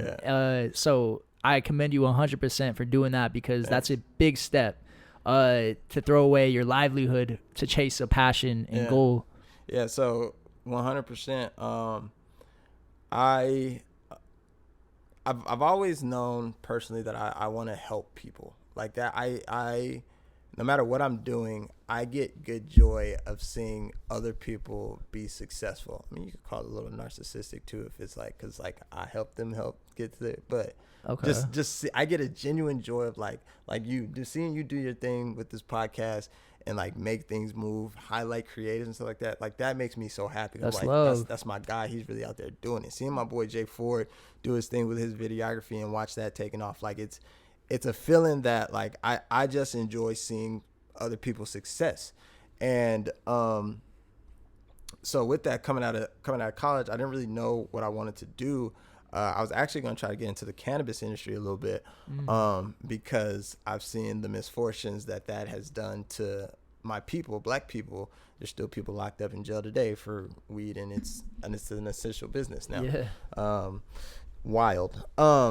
But I ended up going the corporate route. So I started off at Bird. Funny, my friend Jay, he was the one that ended up getting me that job through somebody else. Like I literally didn't want it. I walked into that interview like, I hope I don't get this job. Like I was literally there. I went through the motions. I got the job. I was like, wow, you got to be kidding me. So I was like, well, whatever. We're going to pay the bills. So I was there for a year and a half. That was a great experience. I'm so happy. Like that was a blessing in disguise for sure. Why? Because it was a startup and I got there pretty early and I got to see what the operations look like in running a business. It's important. So yes, like seeing how the decisions that they've made and how it affected us at the bottom, and like the relationship that needs to be had when building a business out. It was great to see. So I started there. I was in operations, and I moved to recruiting. I was a recruiting coordinator. So then after I told myself that I was going to do that for a year, and I was like, all right, I'm gonna do this for a year, and then I'm gonna actually chase one of my passions. Then I got a new job at this place called Cloud Kitchens. Can't speak too much on that. They're real like undercover, but confidential. Yeah, look it up, people. It's a great business. If you have a restaurant and you're not doing so well right now in your brick and mortar, hit them up. because they will take your restaurant to the next level. Hey. That's a free plug, Travis Kalanick. So I want my money Claps for that. Claps for that. Nah, but they were great, and so I did the interview there. Got that job as a recruiting coordinator there. They were paying me $65,000 to schedule stuff for people. I remember you telling me that. I was like, I couldn't believe it. I'm like, this is the job that y'all got me doing, and y'all paying me for it? All right, bet. Recruiting coordination, it's easy, but it's not as easy as people seem. Like, if you know how to play Tetris, you can do that. But I was making good money, but at the same time, as much as I love the people there, like, I felt like I wasn't doing anything. Like, I was just there. And you get burnt out a lot quicker when you're doing something that you know that is not your passion, especially if you are a person of faith like I am, and I believe that I'm here for a purpose of doing something. I'm not walking in that purpose, then it's not, I'm not gonna be doing it. So I told myself I was gonna do a year at Bird, and then I was gonna leave. But then I got this job. I was like, all right, at least I'll do at least 1 year here to just fulfill my year, because I don't want to like dip out on these people. But then I just kept getting this feeling like God was telling me, like, bruh, I've been telling you to leave. Like, do your thing. I got you. Because I'm one, if anybody looks at my life, they'll see me and see, like, Houston's always kind of been the type to do his own thing. But I never really, like, taken any risks for real. My risks have always been kind of calculated. So, like, if I did something, I did it kind of halfway, and I had a backup plan just in case something went wrong, right? With this, it wasn't that. And I started listening to this church called, the pastor's name is Michael Todd, church called Transformation Church. They had a series called Crazy Faith, and it was talking about how they're actually in, I think, Tulsa, Oklahoma. They got the church, this big Superdome, and now they're like a mega church now. But it all started off with him just having the faith, and like his story alone was crazy. And like literally every piece of that series that was being talked about were different things of how I was feeling internally. And it was just more God calling me, like, bro, make that push. Like, I'm telling you to do this. Like, just do it. And so finally, it was back in January. I told my manager, I'm like, yo, I just want to let you know I'm leaving. I don't really know when, but I'm dipping up out of here. He was like, okay, let's start creating a plan. So then we did a plan of like, well, maybe I can do part-time until like August, and then I'll dip for real. And so that way, because they were in the middle of a sprint, like it was crazy at work, and I didn't want to just leave them hanging. So I was like, let's try to work something out or whatever. But then he got back to me after talking to his manager. He was like, they said, it was like, because of where we're at and stuff like that, it wouldn't make sense for us to do that. If we have to do that, because like they were already bringing people on to be under me. They're like, if we have to do that, that means we're not doing our job right. So they was like, you just got it. If you're ready to go, you just go. And I was like, all right, cool. So then I initially was going to go the private training route off the rip, but then I got in my head again and talking to my brother and stuff. He works at Equinox. He was, they were telling me like Equinox is a great place to work. You could do a lot of learning there and stuff like that. So that was me. So then I decided to go to Equinox, and I left my job February 28th, started at Equinox March 2nd. And I say that to say because 2 weeks later or 3 weeks later, the pandemic happened. I got let go. So. Oh, at Equinox. Yeah. Okay. So I started the process of becoming a trainer there, because the cool thing about Equinox is they have a lot of information. And so they don't just throw you out there. Like, you learn how to train people correctly and stuff like that, and then you start. So I finally jumped off the deep end. But even with that move, it was still kind of calculated. I was like, all right, I can do this, but at least I'll be at a gym, so I'll have a pool of clients, you know what I'm saying? So it's not too crazy. I can make this work. But I think for me personally, this pandemic, me getting let go from Equinox the way I did, that was also God telling me like, bro, no, I told you to trust me, do this, and then we're going to see where it goes. So I got let go from there. And then ever since then on, I've been just working on building my own private training brand and stuff like that with my family. And so now we're in the thick of it. And a big piece of that too was also just Nipsey Hussle's influence on me. Like, he has a line in one of his songs, I think it's Dedication. He was like, ain't no point in playing defense. and where that's why I dove off the deep end without a life jacket. Yeah. And it's like you can't. And I was seeing so many different examples of that as well, like different people who are just like, you know what, I just said F it, I'm just gonna try it. And that's when I realized, I'm like, bro, you're 25 years old. If you go and you do this and you fail, you're 25 years old. Like, you can There's go, no better time than now. Yeah, you can build your life back up if you want to. Like, it's not like you're just gonna be left with nothing. Like, you're a pretty smart guy. So I was like, you know, I'm gonna walk with God. I'm gonna make this leap. I'm gonna trust fully in the plan, and I'm gonna see where it goes. And if it goes well, great, thank you, God. If it doesn't, great, thank you, God. At least I tried, you know. And that's the stance I've been taking on a lot of things lately in my life, and it's been promising so far. I just actually got blessed to start this class for free, doing online personal training that's supposed to like scale and grow my business something crazy. Shout out to Miss Carly for that. She wanted to find a way to give back to the community with everything that's going on with Black Lives. So she put it out there. She was like, any Black personal trainer entrepreneurs like that are looking for something, have your friends or you tag yourself in this post, and the winner is going to get 6 months of my course.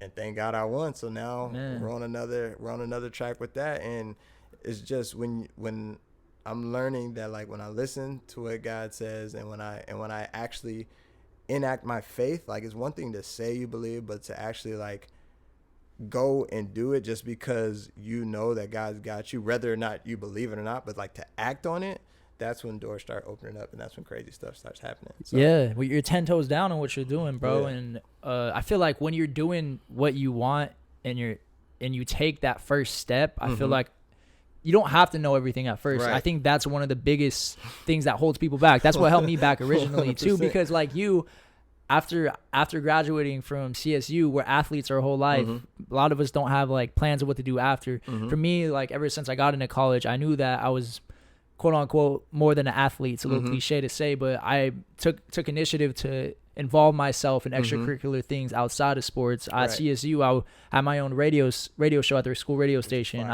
Thank you. I was involved in photography, but I say all that to say this, like, a lot of people have a crisis identity when they leave one passion and try to transition to another. And like you, I was thinking of ways to flex my muscles in different areas and different mediums. And I think it's important to involve yourself in different mediums so you can try different things. So when I came up with the concept of this, it was similar to you, like I don't know, like I don't know too much about that industry. Like and then you start comparing yourself to the big dogs, and you're like, man, how am I gonna get to this dude's level? Like, this dude's popping right now. I don't know how I'm gonna do it.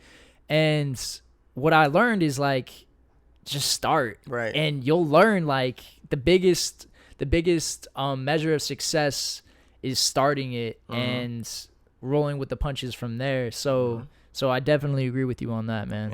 Yeah, 100%. Like, and if that's one thing I've learned, I was blessed to work at 2 startups just kind of as they were taking off. Nobody knows what they're doing. Yeah, like it's chaos, bro. Like, yes, control chaos. It's like we look at these people in positions of power and stuff like that, and like even at the established companies, right? And we're like, dang, they just have it all together. If they don't, they're just going with the flow just like everybody else. It just so happens that they have something that they're working towards, and they're going to try to get that goal by any means. And that's the difference that separates the have-nots from the haves, is that the have-nots being me considering myself one of them right now, is the fact that like it took me so long to get moving, just because I was like, well, I don't know. Like you said, like I don't know how this is going to happen. Like I'm the type, like I want to see the plan.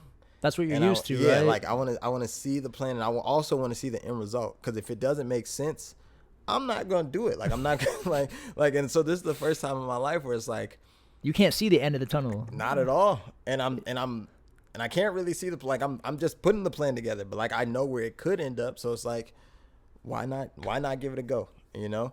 And that's where I've been living it. And then like another thing that's with me too, when I ever feel like I'm down or I'm not going anywhere, it's like I just started in March. It's March. Like haven't made no crazy headway just yet, but like it's gonna take off. I know it's gonna take off. But then when you think about like the people who like blow up in whatever industry, it's literally like they gave up maybe a year, maybe at max 5-7 years, right? You spend 5 to 7 years grinding. So if I spend 5 to 7 years grinding right now, that's going to put me at 32 when I blow up. Are you willing to go through that road? 32, I have my entire life to live, bro. Like, absolutely. Yeah. What's 5 years to 32? Science is getting great. Health is getting great. So I'm probably going to live to like 120. Why not sacrifice those little bit of years to where the next however many years, 90 years I'm living, like I'm living however I want to. Yeah. And I think that you can have talents, you could have a lot of different things, but if you have the drive to do some shit, then that's like one of the biggest factors that come into play. I feel like you have that drive, and it's like, okay, in my circumstance, like there could be another podcast of somebody who might have better equipment than me, might have a better setup than me, might have better connections than me, which matters too. But it's like, okay, you can have that, but eventually that might phase out. Like I know for a fact that I got drive, and I'm not gonna quit until I get to where I want to be. And it's like Nipsey says, like, I forgot the exact phrase that he said, but he said, you know, he's willing to die behind what he's standing for. And what differentiates somebody and becoming what they're successful in is the fact that they're not gonna quit. Yep, exactly. And you go, if you could fail 1,000 times, but a failure is not really a real thing until you quit. That's just like the stocks that we do stocks on Robinhood. We kind of yes, sir. We kind of like day trade, but not really day trade. So it's like we kind of basically do it as a new form of gambling with us. We just like to have fun with it, which is wild. But I mean, that's all it is. We gotta talk about that. We gotta talk later about these stocks. But the things that we're realizing, like none of that money is real until you decide to take it out, until you decide to sell your shares.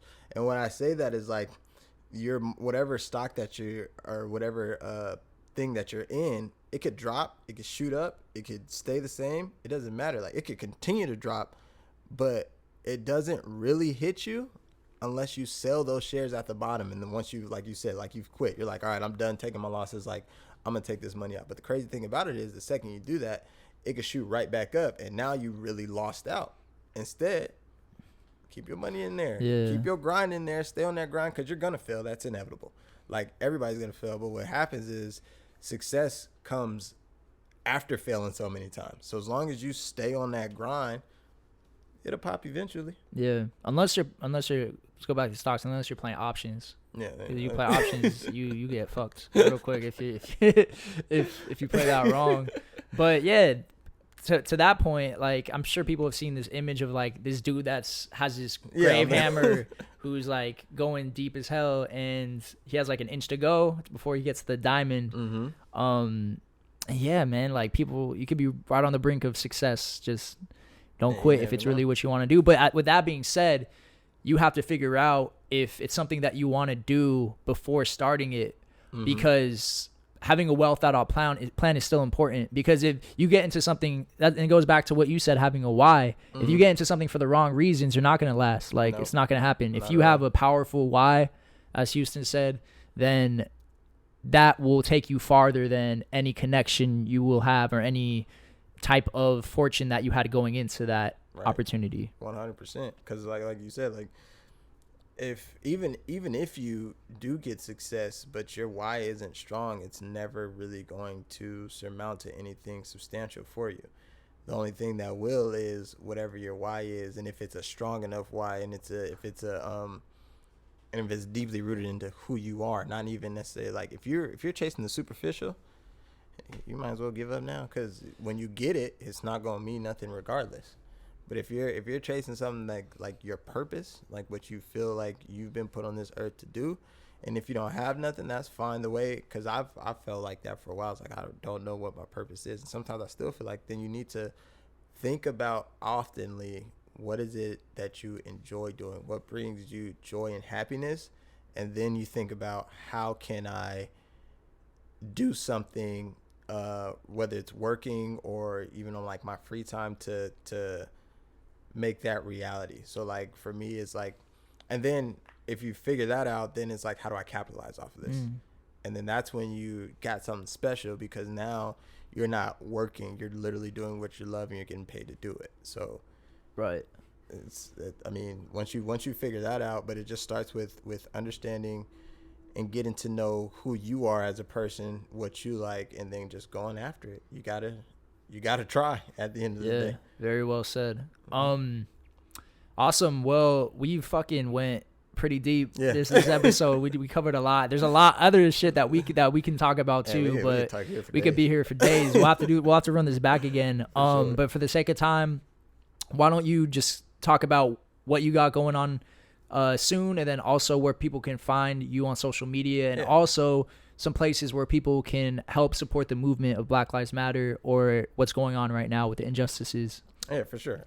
So my Instagram is at Hugh Haynes. The fitness one is at TheFam1, THAFAM, the number 1. You can find everything about me there.